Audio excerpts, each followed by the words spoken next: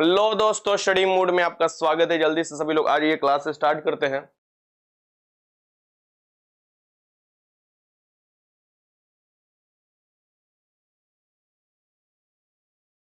राधे राधे सबको, good morning. चलिए शुरुआत करते हैं सबसे पहले क्वेश्चन के साथ। ये आपका साइंस का टॉप 500 में स्टार्ट कर चुका हूं। टॉप 500 एमसीक्यू है। क्या है? एमसीक्यू है। अगर इस एमसीक्यू को आप लगा लेते हो तो याद रखो, परीक्षा में 15 प्लस स्कोर तो आराम से करोगे, इसमें कोई डाउट ही नहीं है। 15 प्लस स्कोर करोगे, इसमें कोई डाउट नहीं है, क्योंकि जो भी लेवल है ये 9 10th का लेवल है और एग्जाम में जो पूछा हुआ क्वेश्चन है वो भी है। तो सभी के सभी इंपोर्टेंट क्वेश्चन है। पहले क्वेश्चन के साथ शुरुआत करते हैं। नुनवा बढ़िया से क्वेश्चन लगाओ और देखो क्या स्थिति है। सबसे पहले दे रहा है 1 किलोवाट घंटा। देखिए किलोवाट जो होता है, वाट जो होगा, यानी वाट जो होगा जिसे डब्ल्यू से इंडिकेट किया जाता है, ये पावर का यूनिट होता है। किसका यूनिट होता है? पावर। पावर माने होता है शक्ति, ठीक ना। और पावर बराबर क्या होता है? कार्य। वर्क बटा में समय होता है, टाइम होता है, यानी एनर्जी बटा में टाइम या वर्क बटा में टाइम होता है। और वर्क का मात्रक होता है जूल और टाइम का होता है सेकेंड। तो जूल प्रति सेकेंड इसका मात्रक होता है, जिसे हम लोग जेम्स वाट के सम्मान में इसका यूनिट का वाट कहते हैं, ठीक ना। ऐसा यूनिट होता है। अब ये दे रहा है कि किलोवाट घंटा है, किसकी इकाई है? तो वाट में अगर कोई भी वाट हो, वो किलो हो, टेरा हो, बीघा हो, टेटा हो, मेटा हो, उससे कोई फर्क नहीं पड़ता है। उसमें गुणा कर देते हैं समय से। समय से गुणा करेंगे हम। क्या है भैया? समय। क्योंकि देखो यहाँ घंटा दे रहा है, समय है, तो आपको ये देखिएगा वाट में समय से गुणा करेंगे तो कभी भी ऊर्जा निकलेगा। क्या निकलेगा? ऊर्जा। क्योंकि आप जानते हो शक्ति में, पावर का फॉर्मूला क्या हुआ? डब्ल्यू बटा में टी, यानी वर्क बटा में समय, और उसमें समय से गुणा करो, टी से गुणा करो, तो टी से टी कट जाता है तो क्या निकल जाता है? वर्क या एनर्जी निकल कर आ जाता है। इस तरीके से अगर हम देखें तो किलोवाट घंटा भी क्या हो गया? एक आपका ऊर्जा हो गया, यानी कि विद्युत ऊर्जा। 1 किलोवाट घंटा बराबर क्या होता है? आपसे क्वेश्चन पूछता है 1 किलोवाट घंटा बराबर क्या होता है, इस तरीके से आपको देता है। 1 किलोवाट घंटा माने 1000 वाट में आपको क्या करो? घंटा से यानी 3600 सेकंड से गुणा कर दो, ये हो जाएगा 3.6 इंटू 10 के पावर 6 जूल हो जाता है। Joule is unit of energy. इस तरीके से इसका आंसर हो जाएगा आपका सी। और इसे भी याद रखिए क्योंकि ये क्वेश्चन पूछेगा आपको 1 किलोवाट घंटा में क्या होता है। इसे ही एक यूनिट कहा जाता है। क्या कहा जाता है? एक यूनिट कहा जाता है। जैसे बिजली बिल तुम खपत करते हो ना, तो कितना एनर्जी खत्म करते हो? वो 1 यूनिट खत्म करते हो। जैसे तो यूनिट के दर पर आपको पैसा आता है 7 रुपया, 8 रुपया, 10 रुपया, जो भी। एक यूनिट जो होता है वो कितना एनर्जी आपका खत्म करता है? 3.6 इंटू 10 के पावर 6 जूल आपको एनर्जी खत्म करता है। चलिए साइंस के क्वेश्चन इंग्लिश मीडियम में रखिए प्लीज। इंग्लिश मीडियम में क्वेश्चन कोशिश है कि आगे जो आपका लगभग मैं क्वेश्चन आपको तैयार कर रहा हूं 1500 क्वेश्चन आप लोगों के कहने पर। और ये 1500 क्वेश्चन को कोशिश है कि इसमें साइंस का जो महत्वपूर्ण शब्द है उसे आपको इंग्लिश में रखा जाए। सभी क्वेश्चन इंग्लिश में रखना बड़ा मुश्किल हो जाता है। विभवांतर का मात्रक होता है वोल्ट। क्या होता है? वोल्ट होता है। इस बात को ध्यान में रखिएगा। विद्युत शक्ति का मात्रक हो जाता है वाट, वही विद्युत शक्ति का वाट होता है। विद्युत ऊर्जा का मात्रक आपको मैंने अभी बताया, आपको किलोवाट घंटा है। विद्युत विभव जो होता है इसे भी वोल्ट होता है। इसके आंसर क्या हो जाएगा? यहाँ पर आपका सी हो जाएगा। चलिए क्वेश्चन नंबर 2 देखते हैं। ध्वनि के किस लक्षण के कारण कोई ध्वनि मोटी या पतली सुनाई देती है? जैसे हम लोगों का ध्वनि मोटा होता है और औरतों का ध्वनि पतला होता है। बच्चों का ध्वनि भी पतला होता है, इसलिए मधुर लगता है। तो आप देखोगे मोटी ध्वनि जो होता है और पतली ध्वनि जो होता है ये पिच के कारण होता है, तरत्व के कारण होता है। किसके कारण? तरत्व। और तरत्व जो है ये किस पर डिपेंड करता है? ये डिपेंड करता है आवृत्ति। और आवृत्ति माने क्या होता है? सिंपल से मैंने बताया, आवृत्ति मतलब होता है ऊर्जा। ऊर्जा यानी जो जितना तेजी से जितना ऊर्जा निकालेगा उसका आवाज उतना ही तीखा होगा, ठीक। एक तरफ से अगर देखा जाए आवृत्ति क्या होता है, आवृत्ति ये होता है कि 1 सेकंड में कितना आपका कंपन किया कोई भी तरंग, यानी इसका 1 सेकंड में जो आपको कंपन करने वाली संख्या है तरंग का या तरंगधर का, वही उसका आवृत्ति होता है। आवृत्ति का मात्रक क्या होता है? हर्ट्ज होता है। और यही डिपेंड करता है कि आपका कितना एनर्जी निकल रहा है, ठीक ना। तो तरत्व जो होता है ये आपको डिपेंड करता है आवृत्ति पर, और तरत्व क्या होता है ये आपको बताता है कि किसकी मोटी पतली है, किसकी आवाज पतली है और किसकी मोटी है। जो आपको ध्वनि होता है इसके लिए माध्यम चाहिए। ये क्या चाहिए? मैकेनिकल वेव होता है तो माध्यम चाहिए ही चाहिए। इलेक्ट्रोमैग्नेटिक वेव में आपको नहीं चाहिए। विद्युत चुम्बकीय तरंग में माध्यम की जरूरत नहीं होता है। जैसे प्रकाश तरंग हो गया, रेडियो तरंग हुआ, पराबैंगनी तरंग हुआ, ये सभी के आपको इलेक्ट्रोमैग्नेटिक वेव होते हैं। बाकी ध्वनि जो होता है मैकेनिकल वेव होता है, इसको कहा जाता है अनुदैर्घ्य तरंग। और इसको माध्यम की जरूरत चाहिए। क्या चाहिए? इसको माध्यम होना ही होना चाहिए। बिना माध्यम में नहीं चल सकता, निर्वात में नहीं चल सकता। इसे भी याद रखिएगा, आपसे क्वेश्चन पूछे तो। इसका आंसर क्या हो जाएगा? आपका बी हो जाएगा। आगे बढ़ते हैं। क्वेश्चन नंबर 3, प्रकाश वर्ष इकाई है। आपसे बराबर ये पिछली बार भी क्वेश्चन पूछा था। आप लोगों को लग रहा है कि क्वेश्चन नहीं पूछता है, ये सब क्वेश्चन सदाबहार क्वेश्चन है और आपको लेवल धीरे धीरे बढ़ता भी रहेगा। अभी आपको मैंने क्वेश्चन लिया है कुछ इजी लिया है, लगभग 30 के करीब क्वेश्चन जो है आपको हार्ड लिए हैं। इसमें आप देखिएगा 40 क्वेश्चन इजी मैंने लिया है और 30 क्वेश्चन मॉडरेट टाइप का लिया है, ठीक ना। इस तरीके से आपको क्वेश्चन लिया गया है। प्रकाश वर्ष जो है ये आपको किसका इकाई है, तो दूरी का। किसका इकाई है, दूरी का इकाई है। डायरेक्ट क्वेश्चन दरोगा में भी पूछा हुआ है। अब एक प्रकाश वर्ष जो होता है लाइट ईयर इसे कहा जाता है, यानी एक साल में जो प्रकाश ने दूरी तय किया। तो प्रकाश की चाल होता है 3 × 8 के पावर 3 × 10 के पावर 8 मीटर प्रति सेकेंड, और एक साल में चलेगा। एक साल में कितना दिन होता है, 365 दिन। एक साल में 365 दिन, एक दिन में कितना घंटा होता है, 24 घंटा। एक घंटे में कितना आपको मिनट होता है, 60, और एक आपको जो मिनट में कितने सेकंड होते हैं, 60। इस तरीके से अगर गुणा करते हैं तो ये जो टोटल मान निकल कर आ जाता है वो आता है 9.46 × 10 के पावर 15 मीटर। मीटर में पूछे तो 15, किलोमीटर में पूछे तो 10 के पावर 12 मीटर कर दीजिएगा। ये होता है एक साल में जो प्रकाश दूरी तय करता है उसे कहा जाता है एक प्रकाश वर्ष कहा जाता है। 10 आपको यूनिट होता है दूरी का। और पार्सेक भी दूरी का यूनिट होता है। क्या होता है, पार्सेक भी दूरी का ही यूनिट होता है। आगे क्वेश्चन लेंगे। पार्सेक होता है आपको क्या होता है, प्रकाश वर्ष का 3.26 गुना होता है। एक पार्सेक बराबर होता है 3.086 × 10 के पावर 16 मीटर। ये एक पार्सेक बराबर होता है, दूरी के सबसे बड़ी इकाई होता है। और भी इकाई होती है, देखिए मैंने लिख दिया है, आप लोग पढ़ लीजिएगा। जैसे एक लाइट ईयर बराबर क्या होता है, 9.46 × 10 के पावर 15 मीटर। दूरी मापने की सबसे बड़ी इकाई कौन सी है, पार्सेक है। एक पार्सेक बराबर होता है 3.26 प्रकाश वर्ष, और जो होता है इसका वैल्यू भी यहाँ पर लिखा हुआ है 3.086 × 10 के पावर 16 मीटर। आप देखिए क्वेश्चन नंबर 1 आपको और यूनिट छूट रहा है, याद रखिएगा। एक यूनिट पूछेगा आपको astronomical unit, AU। Astronomical unit को कहा जाता है खगोलीय दूरी, यानी आपको सन और अर्थ के बीच की जो दूरी होता है उसे खगोलीय दूरी कहा जाता है। ये जो होता है 1.49 × 10 के पावर 11 मीटर होता है, यानी 1.49 × 10 के पावर 11 मीटर होता है। पृथ्वी और सूरज के बीच की दूरी को खगोलीय दूरी कहा जाता है। ये तीनों दूरियां आप लोग को याद रखना है, क्वेश्चन पूछता है। क्वेश्चन नंबर 4 देख लेते हैं। प्रतिवर्ती धारा किसके लिए प्रयुक्त होता है, प्रतिवर्ती धारा कहा जाता है अल्टरनेटिव करंट को कहा जाता है, AC को कहा जाता है। AC होता है एक DC होता है, डायरेक्ट करंट होता है। बैटरी वाला करंट जो हुआ, चार्जेबल जो करंट हुआ वो DC हो गया। डायरेक्ट जो करंट आता है आपके घरों में ट्रांसफार्मर से वो AC हो गया। प्रतिवर्ती धारा किसके लिए उपयुक्त नहीं है, स्टोरेज बैटरी को चार्ज करने के लिए क्या उपयुक्त है, एकदम उपयुक्त है। इलेक्ट्रिक मोटर चलाने के लिए, विद्युत शक्ति संचालन है तो इलेक्ट्रिक टोस्टर को गर्म करने के लिए।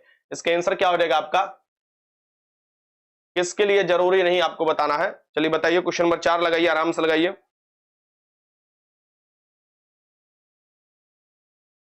तो देखिए स्टोरेज बैटरी को चार्ज करने के लिए आपको प्रतिवर्ती धारा किसके लिए उपयुक्त नहीं है, क्योंकि स्टोरेज बैटरी को चार्ज करने के लिए DC चाहिए। क्या चाहिए, DC होता है, ठीक है। बाकी इलेक्ट्रिक मोटर को चलाने के लिए आपको प्रतिवर्ती धारा चाहिए ही चाहिए। विद्युत शक्ति संचालन हेतु चाहिए ही चाहिए। इलेक्ट्रिक टोस्टर को गर्म करने के लिए आपको प्रतिवर्ती धारा चाहिए ही चाहिए, ठीक ना। ये से चाहिए। स्टोरेज बैटरी को चार्ज हेतु, देखो स्टोरेज बैटरी जो होता है ना उसको भी चार्जर के लिए आपको प्रतिवर्ती धारा दिया जा सकता है। ये ऐसा नहीं है कि नहीं दिया जाता, लेकिन उसमें इन्वर्टर का प्रयोग किया जाता है, ठीक। तो ऑप्शन के अनुसार तो यही आपको लगा लेना है, A लगा लेना है, ठीक। पूछा हुआ क्वेश्चन है। डायनेमो देखो, डायनेमो क्या करता है, आपको यांत्रिक ऊर्जा को विद्युत ऊर्जा में बदलने वाला युक्ति होता है।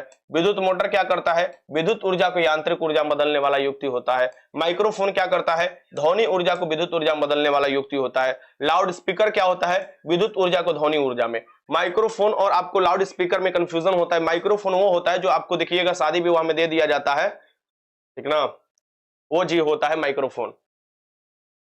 तो माइक्रोफोन वो होता है जो कि आपको शादी विवाह में नहीं हेलो हेलो चेक चेक बोलता है, सब हेलो चेक वो देखोगे आता है और फटल आवाज में सब गाना गाती है। तो ये ध्वनि ऊर्जा को विद्युत ऊर्जा में बदल लेता है माइक्रोफोन। और लाउड स्पीकर क्या करता है, उसमें भोपू होता है, भोपू जो होता है ना छत पर लगाया रहता है, उसमें जो वो आवाज जो निकलता है वो क्या करता है, तो वो विद्युत ऊर्जा को ध्वनि ऊर्जा में बदलता है, ठीक। तो ये दोनों में कंफ्यूजन होता है, कंफ्यूजन नहीं होना चाहिए, गलती नहीं लगाना है। विद्युत बल्ब क्या करता है, विद्युत ऊर्जा को प्रकाश और उष्मा ऊर्जा में बदल देता है। सोलर सेल क्या करता है, सौर ऊर्जा को आपको विद्युत ऊर्जा में बदल देता है। सोलर सेल में सिलिकॉन का प्रयोग किया जाता है। मोमबत्ती क्या करता है, रासायनिक ऊर्जा को प्रकाश और उष्मा, प्रकाश उत्पन्न होता है तो वहां से उष्मा भी उत्पन्न होता है, इसलिए प्रकाश उष्मा ऊर्जा दिया रहता है। विद्युत हीटर क्या करता है, विद्युत ऊर्जा को उष्मीय ऊर्जा में बदल देता है। विद्युत आप देते हो तो वो गर्म होता है, उष्मीय ऊर्जा में बदल देता है। प्रकाश विद्युत सेल क्या करता है, प्रकाश ऊर्जा को विद्युत ऊर्जा में बदल देता है। विद्युत सेल क्या करता है, रासायनिक ऊर्जा को आपको विद्युत ऊर्जा में बदल देता है। विद्युत सेल माने वही चार्जेबल बैटरी। सितार क्या करता है, यांत्रिक ऊर्जा को ध्वनि ऊर्जा में बदल देता है, ठीक। यांत्रिक सितार, गिटार ये सब आपको जो होते हैं यांत्रिक को ध्वनि में बदलते हैं। चलिए क्वेश्चन नंबर 5, निम्नलिखित में से कौन सा युग्म सही सम्मिलित नहीं है। सही सुमिलित नहीं है, कौन सा युग्म? नियासिन दिया है, पेलाग्रा दिया है, नियासिन को विटामिन B3 कहा जाता है, B3। थायमीन दे रहा है, विटामिन B1 कहा जाता है इसे, बेरी रोग। विटामिन डी जो होता है सूखा रोग, रिकेट्स भी कहा जाता है इसे, कैल्सिफिरोल कहा जाता है विटामिन डी को, सनशाइन विटामिन कहा जाता है, सन वाला विटामिन कहा जाता है। विटामिन के जो होता है ये आपको फिलोक्विनिन होता है, ये ब्लड क्लोटिंग के लिए जाना जाता है, यानी कि ब्लड को जमाने के लिए, न कि बंध्यापान के लिए। इसके लिए टोकोफेरोल है, विटामिन ई है। बंध्यापान के लिए यानी आपको जो है फर्टिलिटी रेट आपका कम हो जाएगा, बच्चा पैदा नहीं होगा, नपुंसकता आ सकता है, ये विटामिन ई की कमी से आता है जो बंध्यापन कहा जाता है। बाकी ये विटामिन के से तो ब्लड क्लोटिंग होता है, फिलोक्विनिन कहा जाता है। तो ये मिलान जो है डी वाला आपका गलत है, डी वाला। आगे चलते देखते हैं यहाँ पर विटामिन B12 जो है रुधिर की कमी से होने पर देता है, इसको नाम है साइनोकोबालिन। ये रुधिर की कमी होता है इसलिए इसमें कोबाल्ट पाया जाता है, इसे दिया जाता है। इसके साथ साथ फोलिक एसिड भी दिया जाता है, फोलिक एसिड दिया जाता है, इसके साथ साथ आयरन दिया जाता है, आयरन खून की कमी होने से इनेमिया कहा जाता है, ठीक ना। विटामिन सी, मसूड़े का फूलना, रुधिर निकलना अस्कर्बी रोग कहा जाता है, इसका नाम है अस्कर्बिक एसिड। विटामिन सी आंवला ज्यादा मिलता है, ठीक ना। विटामिन डी से सूखा रोग होगा जिसे रिकेट्स कहा जाता है, रिकेट्स होता है। ये कैल्शियम को नियंत्रित करता है, कौन? विटामिन डी, इसे सनशाइन विटामिन भी कहा जाता है, ये जरूरी होता है आपके शरीर के लिए, ठीक। विटामिन ई है, इसे टेकोफेरोल कहा जाता है, जनन शक्ति में आपकी कमी कर देता है, यानी नपुंसकता ला सकता है। विटामिन के जो है यहाँ पर देख सकते हैं रुधिर के स्राव रोकना होता है, एंठन, हीमोफीलिया आदि में आपको विटामिन के भी जरूरत होता है, खासकर ये ब्लड क्लोटिंग में जरूरत होता है। विटामिन ए जो होता है रेटिनोल है, आपको इसका नाम, इसकी कमी से रतौंधी हो सकता है। विटामिन B1 का नाम है थायमीन, इसकी कमी से बेरी हो सकता है। विटामिन B2 का नाम है राइबोफ्लोविन, इसे भी याद रखिएगा। विटामिन B3 का नाम है आपको नियासिन, इसकी कमी से पेलाग्रा रोग हो सकता है। विटामिन B11 का फोलिक एसिड, B11 भी दे सकता है, B9 भी दे सकता है, ऐसा फोलिक एसिड के तौर पर इस्तेमाल किया जाता है और ये आपको खून की कमी होने पर दिया जाता है। विटामिन B12 का नाम है साइनोकोबालिन और इसमें कोबाल्ट पाया जाता है। विटामिन B12 में क्या पाया जाता है? कोबाल्ट पाया जाता है। विटामिन सी का नाम है एस्कॉर्बिक एसिड और ये आंवला में सबसे अधिक मिलता है, इसकी कमी से स्कर्वी रोग हो सकता है। विटामिन डी है, इसका नाम है कैल्सिफिरोल, ये सूरज से प्राप्त ऊर्जा, सूरज से प्राप्त प्रकाश जब शरीर पर पड़ता है तो वहां से आपको विटामिन उत्पन्न होता है, इससे कमी से आपको रिकेट्स हो सकता है, ठीक। आपको देखते हैं विटामिन ई, इसके कमी से आपको टोकोफेरोल, इसका नाम है, इसकी कमी से नपुंसकता आ सकता है। विटामिन के जो है फिलोक्विनिन, इसका नाम है, इसकी कमी से ब्लड क्लोटिंग हो सकता है, यानी ब्लड क्लोटिंग नहीं होगा, यानी कि ब्लड नहीं जमता विटामिन के की कमी से। क्वेश्चन नंबर 6, 50 डिग्री का मान फारेनहाइट स्केल पर क्या होगा? फारेनहाइट स्केल पर आपको बताना है, फारेनहाइट स्केल पर 50 डिग्री का मान क्या होता है। चलिए लगाइए सभी लोग क्वेश्चन। इसका एक फॉर्मूला होता है, फारेनहाइट हम निकालेंगे तो C कर लेंगे और 9/5 कर लेंगे प्लस, फिर क्या करेंगे हम यहाँ पर आपको 32 कर लेंगे, क्योंकि देखिए मिनिमम जो होता है आपको वो 32 होता है, 32 होता है, ठीक ना। फारेनहाइट जो होता है 0 डिग्री सेल्सियस को 32 कहा जाता है और 100 डिग्री सेल्सियस को कहा जाता है 212, इसलिए हम 32 यहाँ पर जोड़ लेते हैं। अब फारेनहाइट निकालना है, क्या दिया? डिग्री सेल्सियस दिया है, तो फारेनहाइट हम F यहाँ पर लिखेंगे। डिग्री सेल्सियस का वैल्यू कितना दिया है? 50 दिया है, गुणे 9/5 करेंगे प्लस क्या कर देंगे? 32 कर देंगे। यहाँ से यहाँ ये कट जाएगा 10 बार में, तो ये हो जाएगा तुम्हारा 90 और 32, 90 32 जोड़ो, 90 32 जोड़ोगे तो तुम्हारा क्या निकल कर आ जाएगा भाई? 122 निकल कर आ जाएगा, 122 फारेनहाइट हो जाएगा। फॉर्मूला याद रखिएगा, यही फॉर्मूला लगाना है। अगर डिग्री सेल्सियस दिया है तो ये लगाना है, अगर फारेनहाइट दिया है तो इसको क्या कर दीजिए? इसको इधर फेंक दीजिए, ये इस तरीके से हो जाएगा। F इंटू 5 में आपको देखिएगा 9 हो जाता है, ठीक है ना। इस इधर फेंकिएगा और इधर -32 हो जाता है, तो आपको डिग्री सेल्सियस निकल कर आ जाता है, ठीक।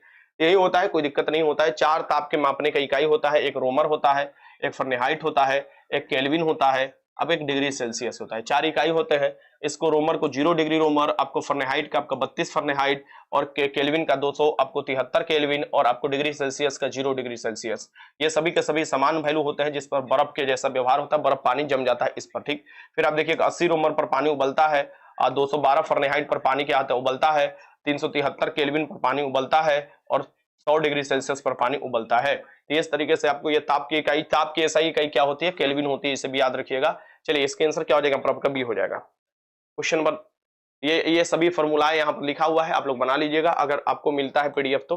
प्रोटीन बनाने के लिए कितने अमीनो अम्ल की आवश्यकता होती है? प्रोटीन बनाने के लिए, प्रोटीन जो होता है ये शरीर के ढांचागत विकास के लिए जरूरी होता है, शरीर के ऊतक का विकास करता है, शरीर के कोशिका का विकास करता है, इसलिए शरीर के पूरे अंग का आपका विकास होता है। और प्रोटीन जो मुख्यतः होता है ये 20 अमीनो एसिड से मिलकर बना होता है। जो शरीर में होता है 10 अमीनो एसिड, बाहर से हम लोग लेते हैं 10 अमीनो एसिड खाना से।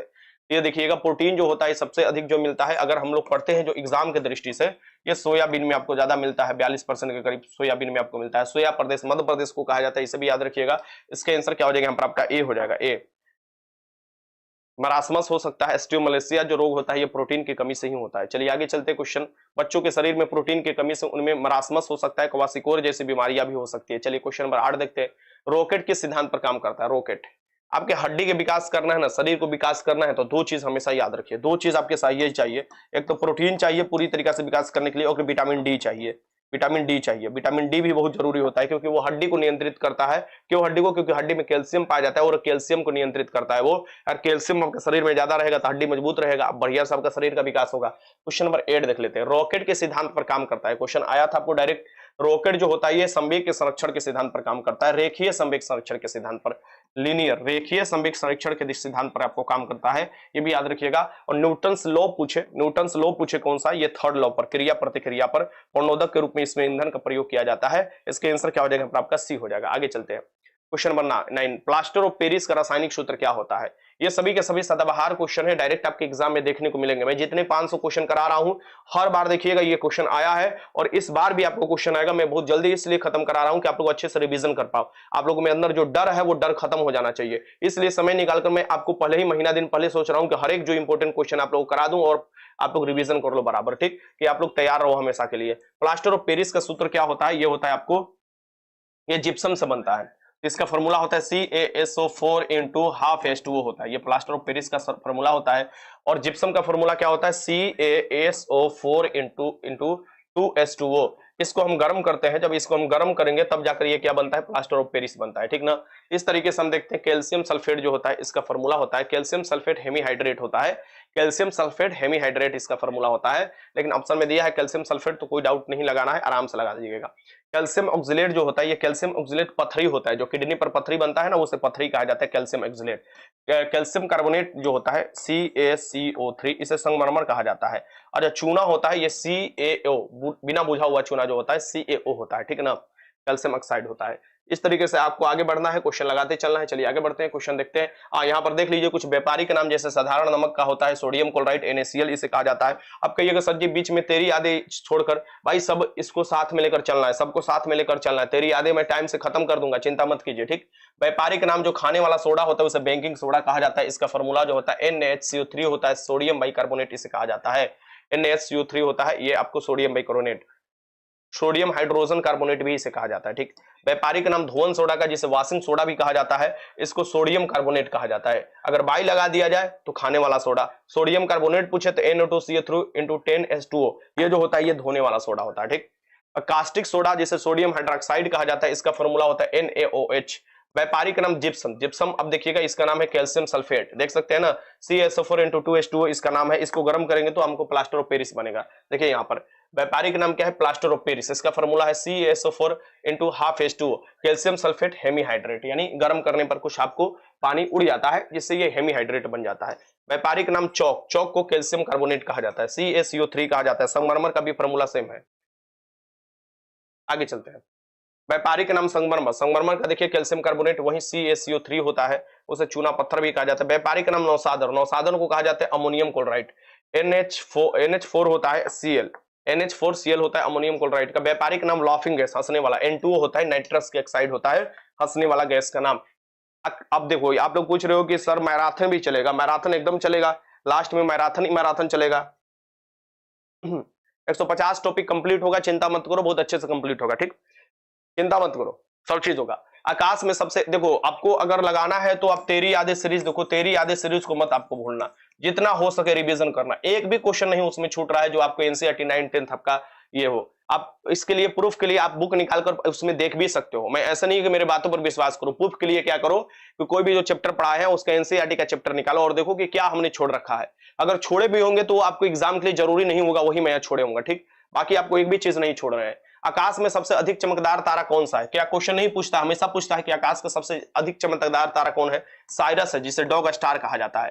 साइरस को क्या कहा जाता है? डॉग स्टार कहा जाता है। प्रक्षिमा सेंचुरी जो है 4.26 के करीब आपको दिखेगा, ये प्रकाश वर्ष हमारा दूर है, यानी सूरज से आपको दिखेगा कि बाद में जो आपको पड़ता है ये आपको प्रक्षिमा सेंचुरी पड़ता है। हमारे पृथ्वी के सबसे नजदीक पूछे तारा कौन सा है? सूरज, सूरज एक प्रकार का तारा है। अगर वो ऑप्शन में नहीं देता है तो प्रक्षिमा सेंचुरी देगा, ठीक। लेकिन हमारे सबसे चमकीला पूछे यानी आकाश का तारा तो यह है साइरस, जिसे डॉग स्टार कहा जाता है। चलिए आगे चलते हैं, निम्नलिखित में से कौन सा फसल खरीफ नहीं है? खरीफ फसल आप जानते हो कि बारिश के साथ बोया जाता है, जैसे ही मानसून आता है जून में, उसके बाद इसका बेड़ी छिटा मतलब रोपनी शुरू होता है। बाद में उसके कुछ 10 से 15 दिन बाद आपको जब पानी आ जाता है खेत में, तो रोपनी जो होता है शुरू होता है। तो ये देखिएगा कि खरीफ फसल के लिए आपको देखिएगा धान खरीफ फसल है, मक्का है, मूंगफली है, मसूर नहीं है। मसूर क्या है भैया? मसूर की दाल जो है, या गेहूं जो है, या तरोई है, ये सभी के सभी रबी फसल के अंतर्गत आता है। ठीक, इसका आंसर क्या हो जाएगा यहाँ पर आपका? डी हो जाएगा। फसल को भी मैंने डिवाइड कर दिया है ऋतु के अनुसार, 3 प्रकार की फसल होती है।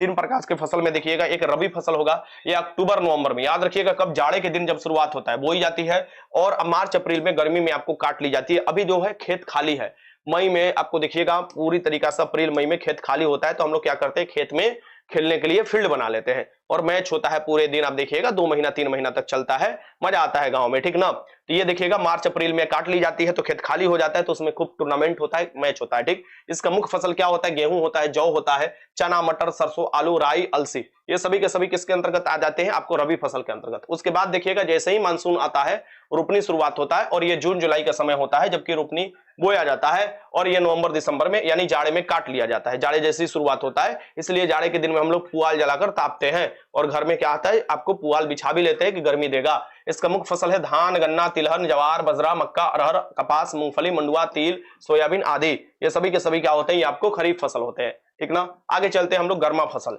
ये दो महीने के जो समय बचता है मई जून में, उसमें काफी ज्यादा पानी की जरूरत होता है शरीर का, और उसलिए हम लोग क्या इस्तेमाल करते हैं? गर्मा फसल का इस्तेमाल करते हैं। ये ज्यादातर नदी के किनारे आपको उपजाया जाता है, जैसे ककड़ी हुआ, खरबूज हुआ, तरबूज हुआ, ये सभी के सभी पानी की मात्रा इसमें भरपूर होता है, इसे गर्मा फसल कहा जाता है। तो 3 फसल आपके अक्सर एग्जाम में पूछता है, पता होना चाहिए। क्वेश्चन नंबर 12 देख लेते हैं।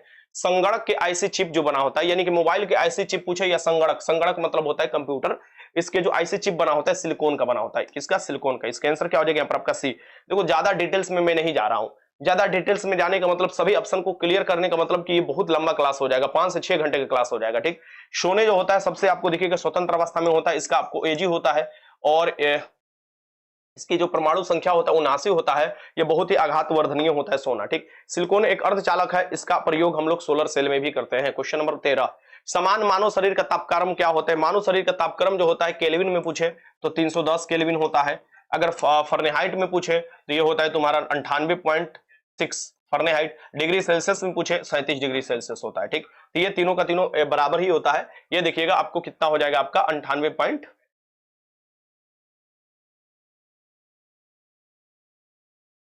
चलिए क्वेश्चन लगाइए तो।